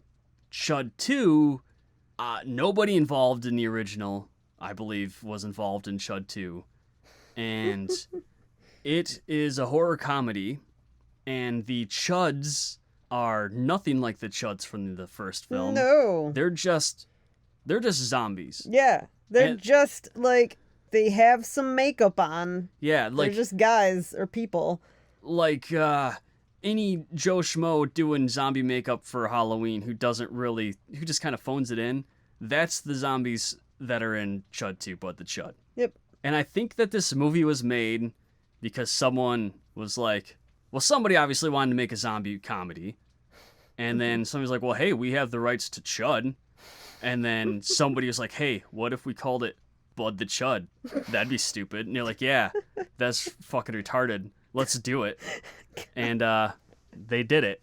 Yep. Oh, and I guess in real life too. When we saw the original CHUD 1, it shows a lot of homeless people actually living in the sewers of, I think, New York, right? Yeah. Yeah. I guess that's real. Like, people really do live in the sewers sometimes. I had no idea that was actually a thing. Yeah. So yeah, I guess Chuds could be real. That's what I took away from that movie. Very scary. Okay, well, there's nothing real about CHUD 2. No. So, at the beginning of the movie, we learn that the military are using the CHUD virus, which there wasn't a CHUD virus No, in it's the original movie. Not at all. They No. were just byproducts of toxic waste being dumped down in the sewers. Yeah. But in this movie, there's a CHUD virus, apparently, and they are injecting it into... Did they say it was a virus? It was, it's a mutagen. I don't remember, but maybe you're right. Yeah. Some crazy shit happened. They were like, ooh, this could be useful for the military. They're trying to use it to create super soldiers. Yeah. And so, at the beginning, they have a super soldier nicknamed Bud, the CHUD. Maybe it's his real name. It's on his dog tags. It's not his real name. They say his real name. His dog tags said Bud. Okay. Well, they have him, and he's an out-of-control zombie, and so they freeze him, and they ship him to some disease treatment center Some control. CDC, Center for Disease Control. Place. Meanwhile, you have these teenagers Yep. who, one of them is like Steve Guttenberg. Yeah, like one of them is Steve Guttenberg Jr. He's like Steve Guttenberg, but younger and with a bigger mouth. Bigger hair. Yeah, crazier. He's wacky, and he has a nerdy friend who is obviously just like some hot model dude that they threw glasses on. They're like, you're a nerd now. Yep. No matter how crazy Gutenberg Jr. is, this nerdy guy's like, oh, I guess I'll go along with it. Yeah. So they're in high school, and they're dissecting a human body. Yeah, I don't know even if they're even dissecting it. They're just gonna like hang out with it maybe. What? Their science teacher's like, you guys, you're gonna see a dead body. Yeah. Yeah. So they have a dead body that they are responsible for, and Steve Guttenberg Jr. just starts pounding on his chest to make a joke about cold blue. Yeah, they I don't know what they're doing back. I guess Gutenberg Jr. gets in trouble for something, and so for some reason nerdy guy, I guess cuz he's his friend, is just in trouble. Yeah. That's like, very weird that he's in trouble with them, yeah. He's just in trouble by association. Yeah. So they're like hanging out back by the supplies, and one of the supplies happens to be a dead body at the high school, which seems crazy to me.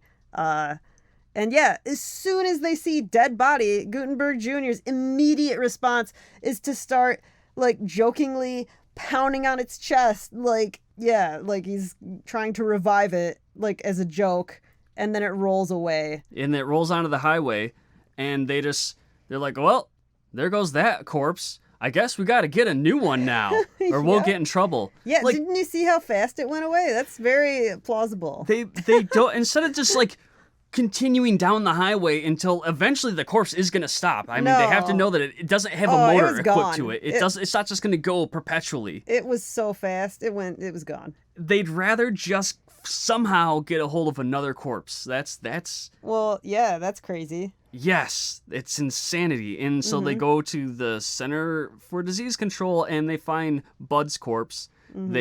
He's frozen. Yep. They take him home. They unfreeze him accidentally. This all happens so quickly. Yeah, very early on in the movie. And then they have a Bud the Chud in their house, and he gets loose. He starts biting people. They become But he Chuds. bites a dog. You got a chud dog. Yeah, we get a Chud dog. And then it's Halloween time, so it was actually appropriate Halloween movie. Mm-hmm. And you have Chuds, and by Chuds I mean zombies. Mm-hmm. Just going around crunching people.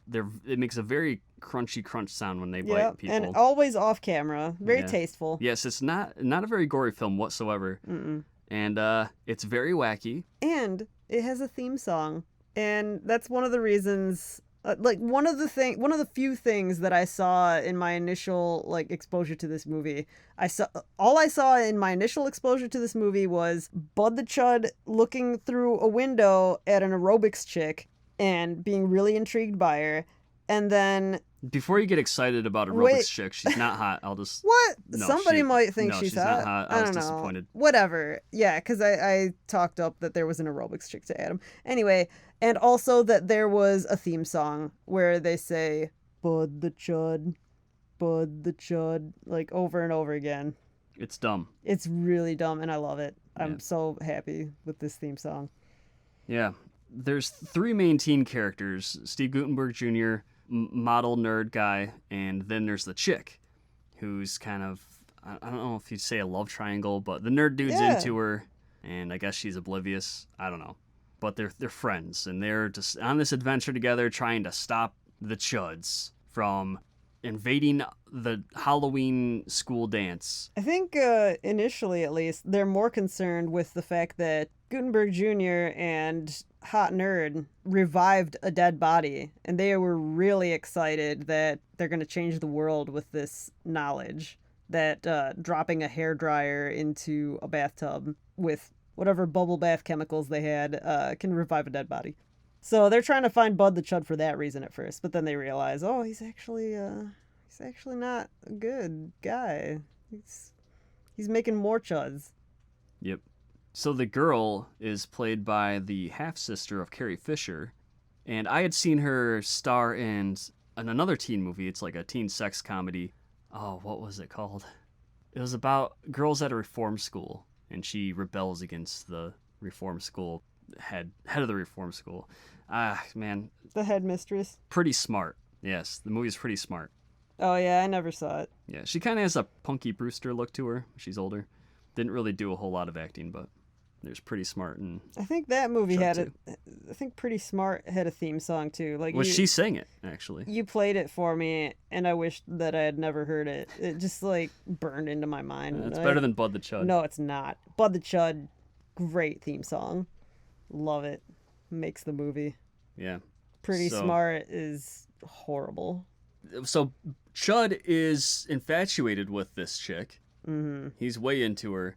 At the end, It's true love. when they're at the prom, she's like, "Oh, I'm gonna get all the zombies to come into the pool so we can then freeze them and electrocute them all in the pool." Yeah, because all the chuds, they're way drawn to the prom. That's like It's not a prom; it's a Halloween dance. Oh, well, Halloween Dance is the place to make more chuds. So all the chuds naturally want to go there. Mm-hmm. So she gets into a bathing suit and seduces the Chuds into following her, because she's a tasty treat, whatever. And they all go into the swimming pool. The plan's going pretty much the way they had wanted, but Chud corners her on the diving board. Bud the Chud. Yeah, Bud the Chud corners her on the diving board, and he's just so in love with her that he rips out his heart and he offers it out to her. Mm-hmm. And then he gets frozen Very and tender. he dies. Yeah, so it's very, very tragic ending for Poor Bud. But does he die? Yeah. No, I don't know. Hmm. And then there's bumbling military guys. Yeah. Yeah, who's that actor who's like a military guy and a bunch of stuff? I don't 'Cause remember. he's I don't the- remember his name. But we've well, seen him he's- in a lot of movies. He's the main bad guy in this. I mean, the main, I guess, Bud the Chud's the main bad guy. But yeah, the main non-Chud bad guy. Yeah, he's an over-the-top, like, doesn't care how dangerous this secret soldier Chud experiment is. He's all about it. Mm-hmm. Yeah. Loves Bud the Chud. He's silly. He hams it up in his role. He does a good job. Loves exploding places. Yeah. Exploding buildings. Okay, let's rate Chud 2, Bud the Chud. Well, wait a minute. Gutenberg Jr., he becomes a Chud. And then he's like, hey, hot nerd friend, take my girlfriend. Like, in a letter. She wasn't his girlfriend. Oh, she wasn't? No, all three of them were just friends. Oh, well, yeah, he's like, you guys make a cute couple in a letter. I'm going to travel the country.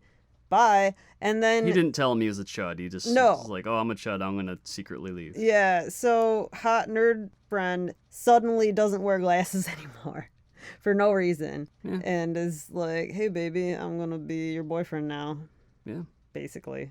So, yeah, Bud the Chud, my favorite movie. Satan Factor. There wasn't much Satan. There was zombies. There were undead. Halloween. not I'm going to give very it a 2 out of 5. Yeah, okay. Ninja Factor. No. Nothing. 1 out of 5.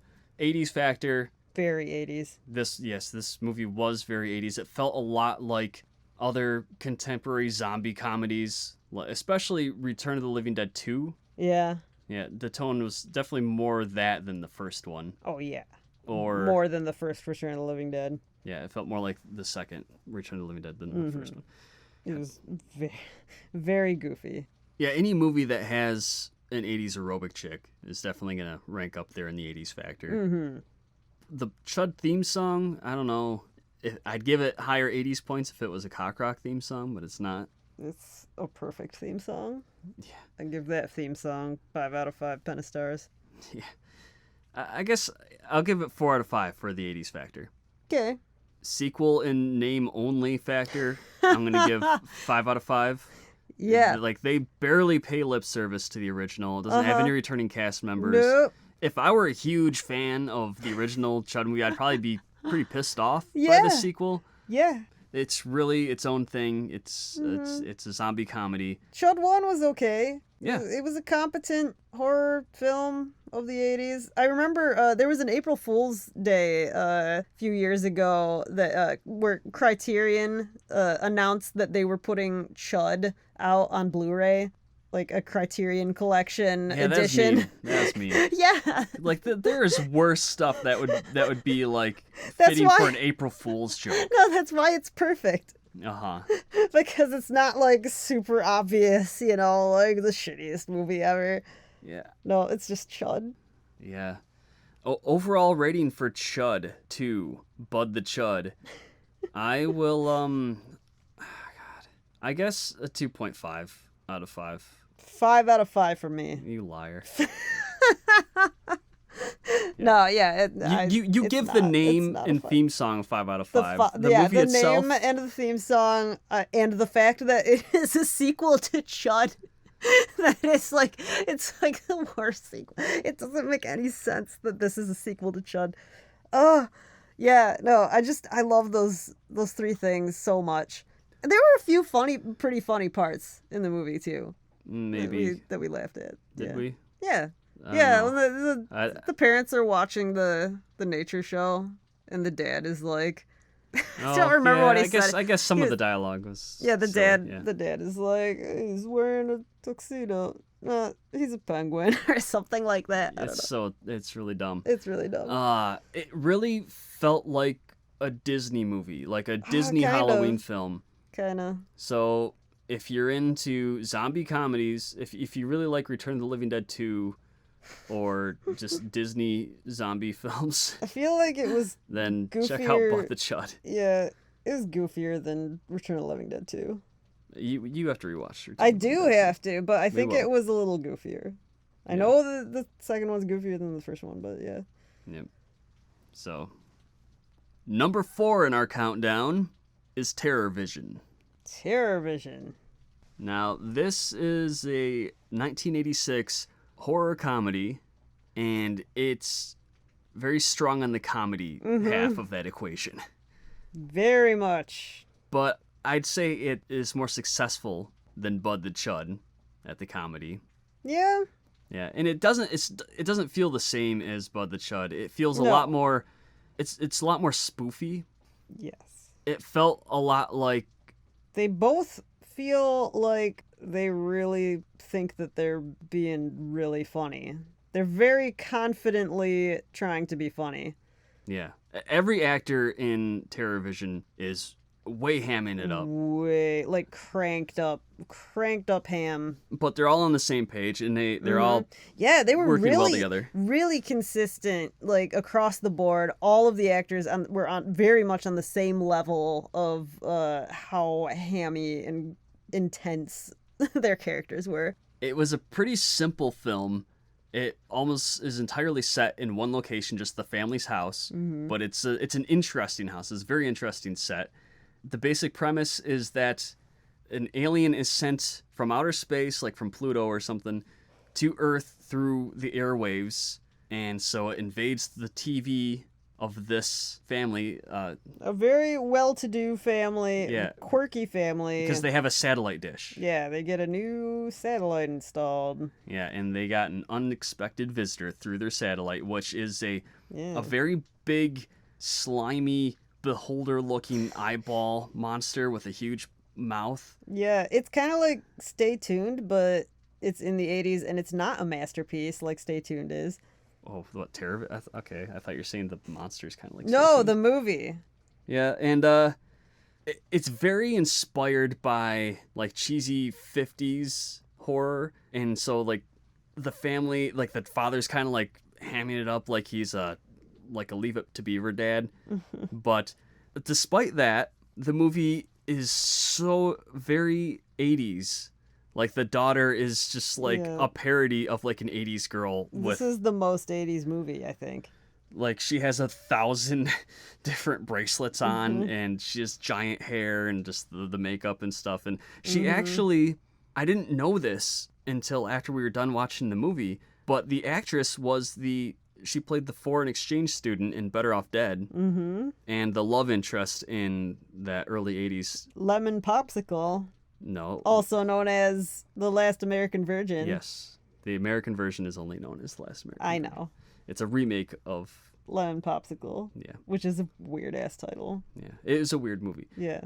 Anyway, yeah, so it's her, and she's unrecognizable in this role. Lots of makeup. Yeah, she just... Lots of not being French. Yeah. And, it had a great cast, and the parents are swingers. Yep. And the production company actually went around to different LA swing pads to try to, I guess, figure out what swingers, how they decorate their house. Yeah. And apparently swingers have lots of paintings of nude people, because this house was filled very artsy with artsy nude paintings. And modern art, not just nude people, but very stylized nude people. Yeah. Like very, very stylized. It also had, as the boyfriend of the girl, the teenage girl, Uncle Rico from Napoleon Dynamite. Yeah, who also played the guy who lives in the closet in Real Genius. Yeah, and he played an airhead heavy metal dude named O.D. And he did a great job. He's really like a Bill and Ted type. You know? Yeah, everybody did great at acting their roles. There's the eccentric grandpa who's way into the military and has like a military bunker in the house. And then there's the kid who I guess looks up to his grandpa, and the kid actually was good in this movie too. Yeah, he was surprising. He was a very pretty little boy, and I was curious, like, what did this little boy grow up to look like? He's such a pretty little boy. Not so pretty when he grew up. I mean, no offense, pretty little boy grown up, but I mean, maybe you should take pride in that you're not so pretty. So the monster comes out of the TV, kills Grandpa, then kind of absorbs Grandpa, and the creature can materialize Grandpa. It's weird. And there's also an Elvira-like character. Throughout the movie, they keep tuning into this channel where Medusa is a horror host with giant tits. like the kid ends up calling her to tell her, like, hey, we have a monster. We have an alien monster at our Yeah, house. You need to come once over. again, character. I mean, this boy's old enough to know that that's going to sound crazy. Well, this should not. He's talking to keep Medusa. happening. In all these movies, people are too dumb. Yeah, so after the monster starts killing family members, the kids end up befriending it, kind of. They start feeding it food, and it's kind of like goes into like an E.T. type moment where they're like trying to communicate with the alien. After the alien has like killed the whole rest of the family. Yeah, but it doesn't matter. It's just super silly. It's wacky as fuck. Mm-hmm.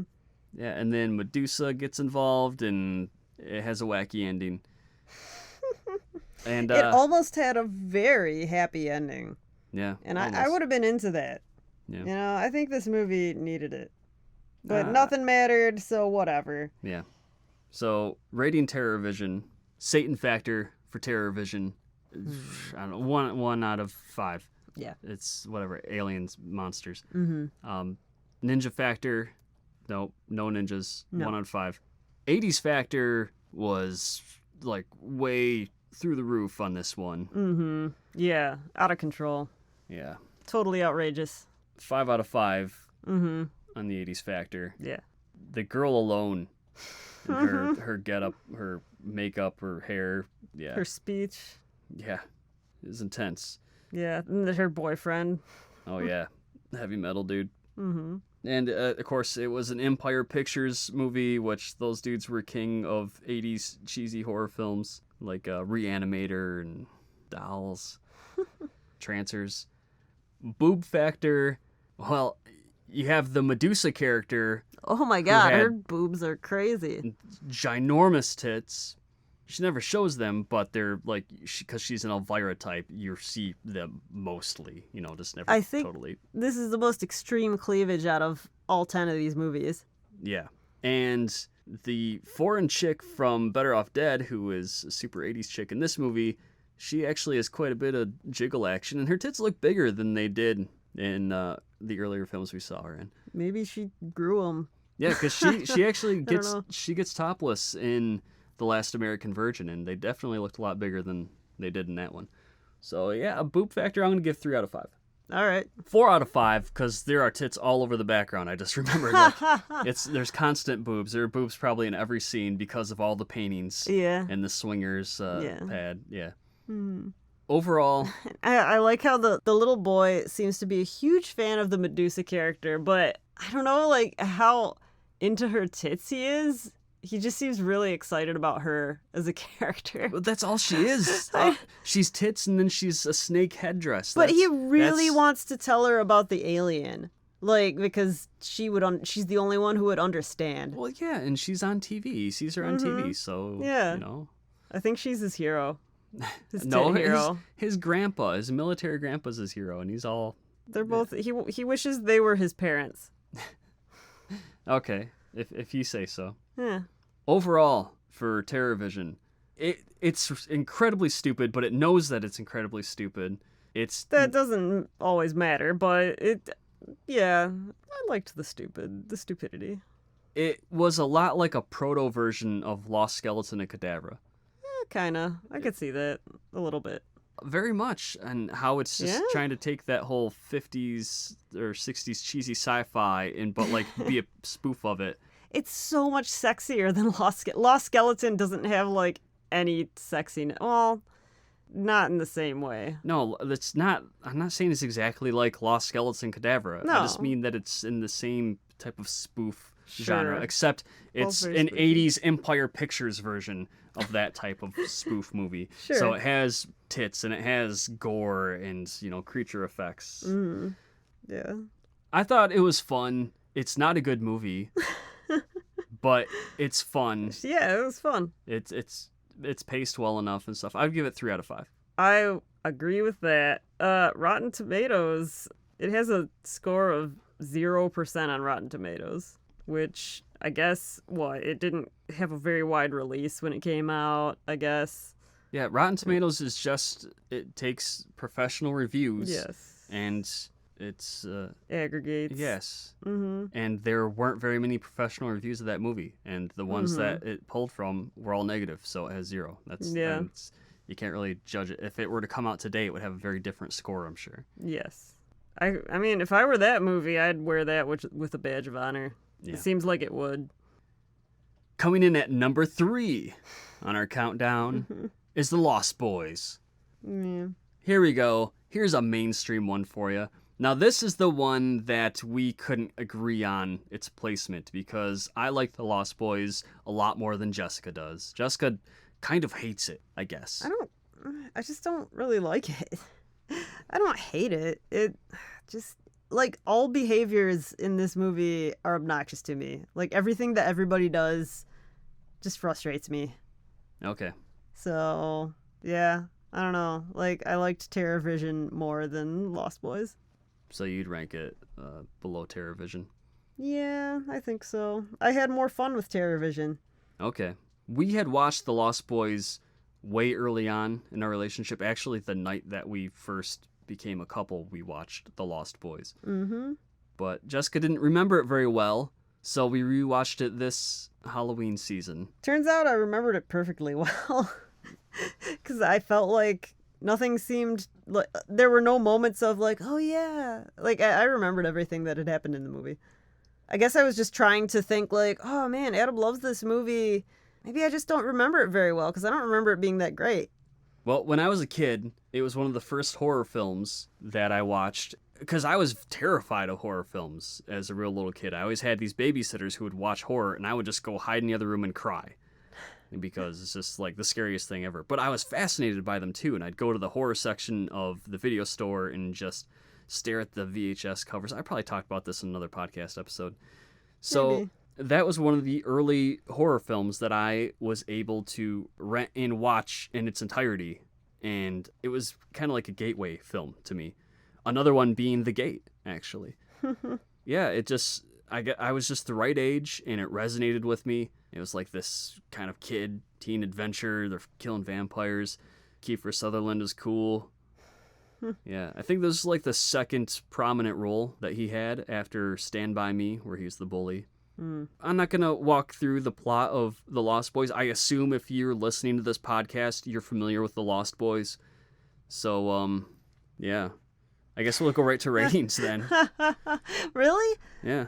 I mean, okay. I guess... It was the first movie that had the two Coreys starring together. Yeah, great. Yeah.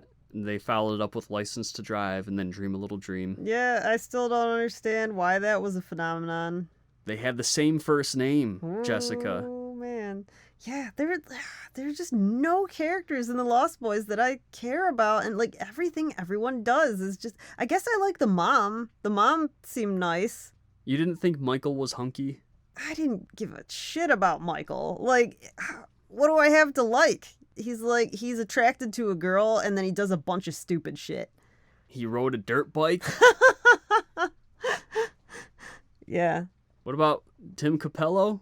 He plays the sax. It's pretty cool. He was the saxophonist in Tina Turner's band. He's a big Christian, really likes to believe. He still believes. He still believes. Yeah, he's a big believer. The first song we kissed to. That's the first song we kissed to, and then Adam declared that is our song. Well, it's the first song we kissed to. Yep. I guess you don't believe anymore. Oh, that's good. It's fine. He does have really big muscles.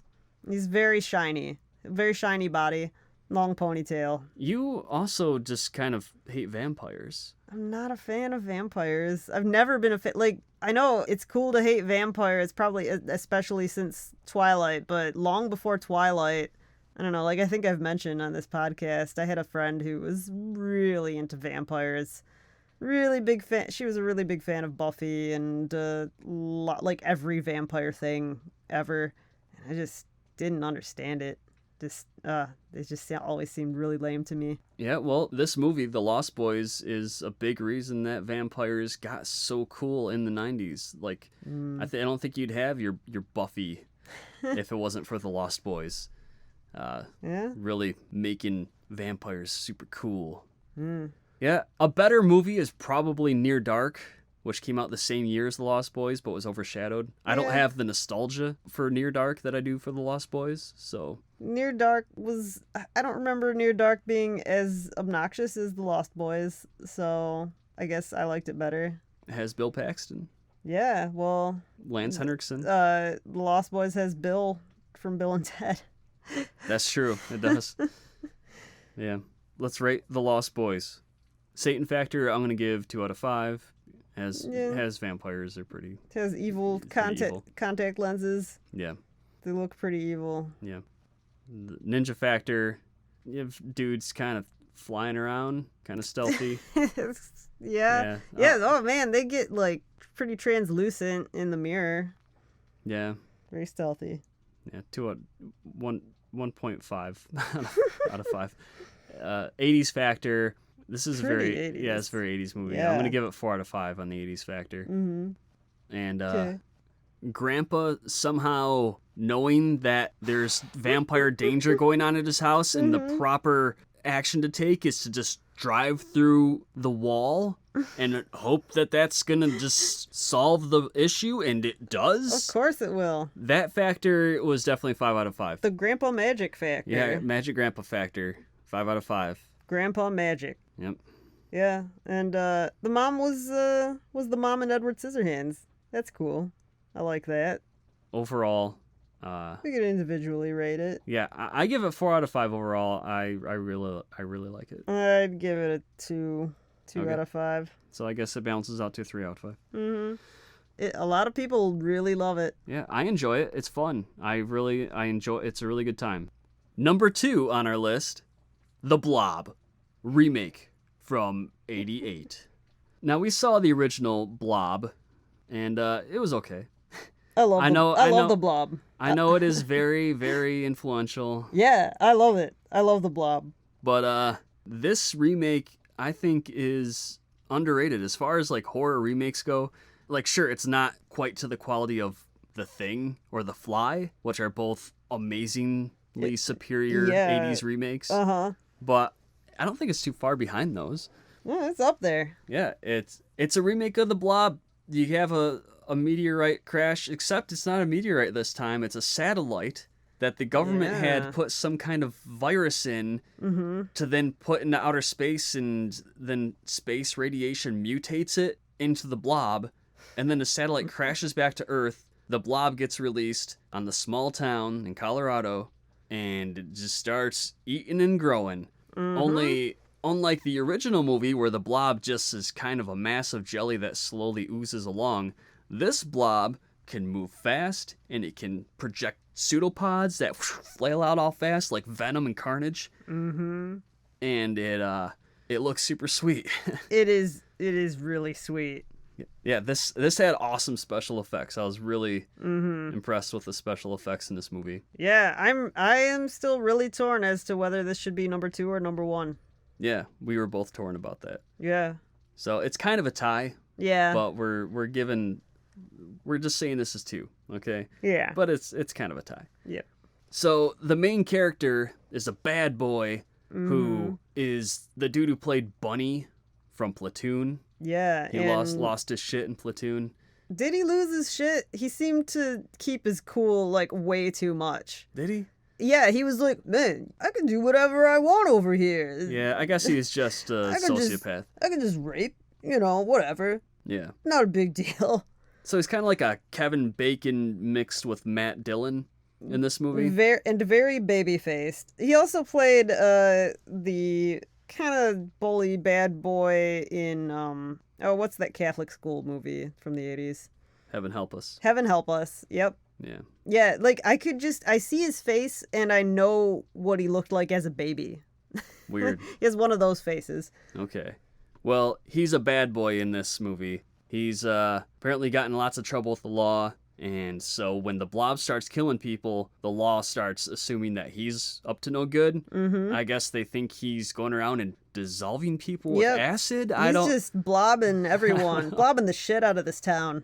So there's this cheerleader babe that was on a date with their hunky. I guess he's hunky. I don't know. On a date with this jock dude. Yeah, just a guy. That's And a then jock. they end up getting caught up in the Blob stuff. jock dude gets killed, and at that point in the movie, he kind of seemed like he might be the main character, so it kind of does a switcheroo on you. Mm-hmm. And now the cheerleader babe gets caught up with the rebel guy, Mm-hmm. and they go on this adventure where they try to evade the Blob.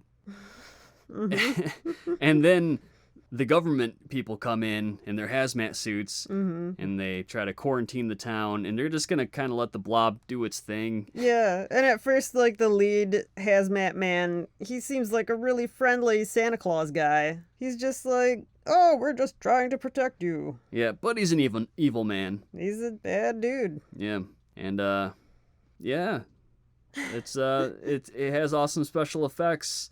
So cool. Such cool people getting dissolved. Yeah, it was directed by the same guy who actually directed A Nightmare on Elm Street 3, The Dream Oh, Warriors, which really? is one of the best Nightmare on Elm Street movies. Probably the second best after the first. Maybe better than the first. I don't know which I like better, but it's a good one. Mm-hmm. And then he went on and later directed The Mask, the Jim Carrey film. Whoa, what? Yeah. Oh, I didn't know that. That was one of my very favorite films when I was like 7 years Yeah. old. I saw it and thought it was okay. Oh man, Introduction to Space Ghost Coast to Coast at the end of that VHS. Yep, for me too. Yeah, yep, I was an instant fan of that. Yeah. So, okay, rating the Blob. Satan factor on the Blob is there's like no, not really a Satan factor. You know, the greaser, bad boy, Satan. No. No, 1 out of 5. Okay. Ninja factor. The Blob sneaks around. It even like climbs around on the ceiling and gets the drop on people. Oh yeah, I'm just gonna, like D&D slime. yeah. I'm gonna give it a 2 out of 5 on the ninja factor. That's a stealthy Blob. Very stealthy. Yeah. 80s factor. This it felt like an 80s horror film. But it was trying to feel 50s. No, it wasn't. What? I didn't think it was trying to feel 50s. Greaser guy? He wasn't a greaser. Kind of. He had leather. No, he was a not. He leather didn't have biker? like a greaser hairstyle at all. He was just like a biker guy, Okay. which is that's an 80s thing. He was a guy with long hair, and he rode a bike. He rode a motorcycle. Okay. I felt like there was a 50s, 60s flavor. I didn't really think so. With like, yeah, and it had like Letterman jacket guy who, you know, and the cheerleader, they felt. Yeah, because those aren't 'Cause 80s it's- things. Well, okay. It just, you know, it felt like the Blob, which is older than the 80s. Yeah, but it felt like an 80s movie. It didn't feel like a 50s movie. It wasn't like trying to be a 50s movie. It didn't feel I didn't like get that impression it at didn't all. feel like the most 80s movie though either. Okay, well, 3 out of 5 then for the 80s factor. Sure. Had very 80s effects, like good Oh 80s yeah, effects. they were great. Boob factor, this kind of pisses me off because they had a playmate in this movie. She like plays a character in a movie within the movie. These two young like tween characters or preteen. Tweens? And you're upset about no boobs? What? Oh, the boys. Yes. Okay. There's these two like underage boys who sneak into a movie and it's like a horror film, and within that movie that they're watching is a playmate. She had already been a playmate. She had already been nude in Playboy, but they don't have her show her tits in this movie, and that just boggles my mind. All right. Yeah. So there's that. And then in another small role is future playmate, the same chick who would show her tits in Under Siege, which is one of my favorite knocker scenes in all moviedom. Okay. And she also does not get topless in this movie. Boo-hoo. So, yeah, Boop Factor is, I'm going to give it negative 5 out of 5 for pissing me off Boob-hoo. because of I all see. this cock tease and Oh god. Whatever. not delivering. Okay. It didn't put out. Overall, though, I'm going to give it a 4 out of 5. I thought it was really good. Yeah. Yeah, I agree with that. I didn't love the characters, No. but the effects were awesome. That definitely, the movie is all about the Blob special effects, and Cool Blob. that's enough. And it was good. It was Yeah. good. It was competently made. It was fast paced. It was fun. Yeah, I was into that Blob. Yeah. And finally, coming in at number 1, Or maybe number 2. We couldn't really decide. kind of tied with the Blob, but Yeah. we're just gonna say it's number 1. Killer Klowns from Outer Space, Yeah. and that Clowns is with a K. Mm-hmm. If you couldn't hear that in my inflection. So, This is a movie about a UFO landing on Earth as a giant carnival tent, and it's populated. What? It's just like the Blob, but with clowns instead of a blob. Yes, it's the Blob, but it's evil alien clowns. Mm-hmm. And this could be awful if the clowns were just dudes in grease paint. Mm-hmm. That would have been a really lame movie. Mm-hmm. But these clowns were full-on monster makeup clowns. Yeah, They were good. creatures. They were good. They were clown monster aliens. Mm-hmm. And they were awesome looking. They're Movie great. is made by the C.H.U.D brothers, who are a trio of dudes that specialize in special effects, and you can tell because this movie is all about the special effects. Mm-hmm. It was a pretty low budget movie, but since they were special effects dudes, they were able to do the special effects themselves, and so they could get really good effects despite the low budget. And it's teenagers discover evil clown aliens have invaded, and they go all out in their clowniness. I feel like, would you agree that the cheese factor, like the cheesiness, is between TerrorVision and the Blob remake? Like, it's pretty cheesy. Yeah, but it's played straight, Yes. even though it's super ridiculous. Yes. Like the clowns, they shoot them with like a popcorn gun. Their victims are wrapped up in cotton candy and brought back to be stored on their spaceship. like cotton candy cocoons, or cotton candy, like a spider would web you up for sucking your life out, Yeah. but with cotton candy instead of web. At one point, there's a clown who kills a group of people by creating a shadow puppet of like a T-Rex, and then the shadow eats them. Yep. That's cool. Yeah. So, again, you have teens who know that there are evil clown aliens, but they're having trouble trying to convince the police to believe them, understandably. Because they're being way too honest. Yeah. This is a movie that I could have seen as a kid, kind of like The Gate. It's a movie that I think it's great for like a 10-year-old to watch. Oh, yeah. Because it's these clowns are scary, but there's nothing, there's not like gore in the movie. It's something that kids could handle, and it's just kind of like a silly, fun, very 60s, 50s style sci-fi adventure. Would you say there's not gore? I mean, those people in those cotton candy cocoons were pretty, Yeah, I guess they were bloody. they're pretty but bloody and it's not really dead. a gory film. Yeah. It's Sure. it's more whimsical. Mm-hmm. It definitely has scariness. Mm-hmm. Yeah. Yeah, the clowns were awesome looking. Yeah. And neither of us are into creepy clowns or normal clowns. These clowns were just right. Yeah. Like I said, it could have easily been really bad, Yeah. but these were good clowns. They're the only good clowns, probably. I think these are the best clowns that I can think of. Yeah.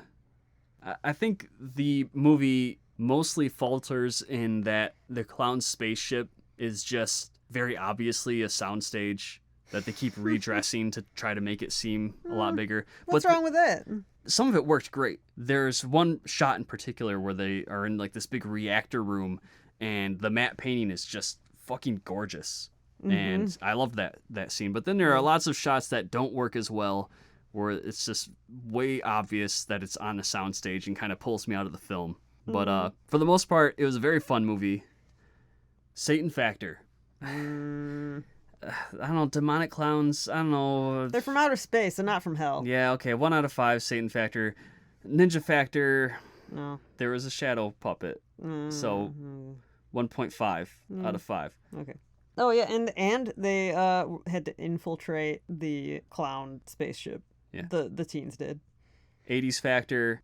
This is pretty 80s. Not as 80s as TerrorVision. No, it's not as 80s as TerrorVision. Nothing's as 80s as TerrorVision. But it felt like an 80s horror film. Yeah. I don't know, 3 out Yeah. of 5. Yeah, I guess 3 out of 5 on the 80s Factor. Yeah.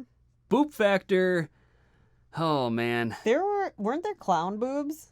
There were a couple female clowns in it very briefly, and their tits just start growing like balloons. Did they? I don't remember that. That was the whole point of that scene. They're just like growing, like getting all huge. You really didn't notice that? Maybe I started dozing off and we had to like continue the movie later, and I just kind of missed that. I don't know. Weird. Yeah, I don't 'cause remember inflatable boobs. What the hell? That definitely probably started some DeviantArt inflation fetishists. Yeah, probably. Yeah, I don't think there are any tits in the movie, like aside from the clown tits blowing up. But you don't see them. I remember They're clothed. I remember a girl in a balloon. Yeah, the main chick gets put in a balloon, and when the clowns capture her, but they pop the balloon and free her. Yep. That's probably another DeviantArt fetish, is popping balloons and babes coming out of them. I don't know. Uh-huh. Overall rating for Killer Klowns from Outer Space, I'm give it a 4 out of 5. It's a lot of fun. Me too. Okay, I guess that wraps up this episode. Yeah. Yeah, we'll try to Wraps it up in cotton candy. Ooh. We'll try to do better with doing episodes. With doing episodes. Try to come out with more than one a year. We'll try. We'll see if we'll see what we can do. Oh, we'll do it. Yeah, now that we got this big number 13 out of the way, big episode number 13. Yeah, just had to wait a year. So our 13th one could come out on Halloween. It was all pre-planned. Yeah, all part of the plan. All right, if you have any questions, comments, or criticisms, I guess, you can email us. So if you're glad that we're back and you actually want us to continue to make more, we'd love to hear from you. Then we know that people actually want this, and it's worth the time for us to do. Mm-hmm. But we'll try to do it anyway. It's still always nice to hear from people, though. And you could contact us at 198666 at satanninja.com. 198666. Yeah, or just go to satanninja.com. You can see our contact information there. Yep. And 198666 at satanninja.com. Bye. Bye. Oh, and happy Halloween. Yes. Happy Halloween. Ooh.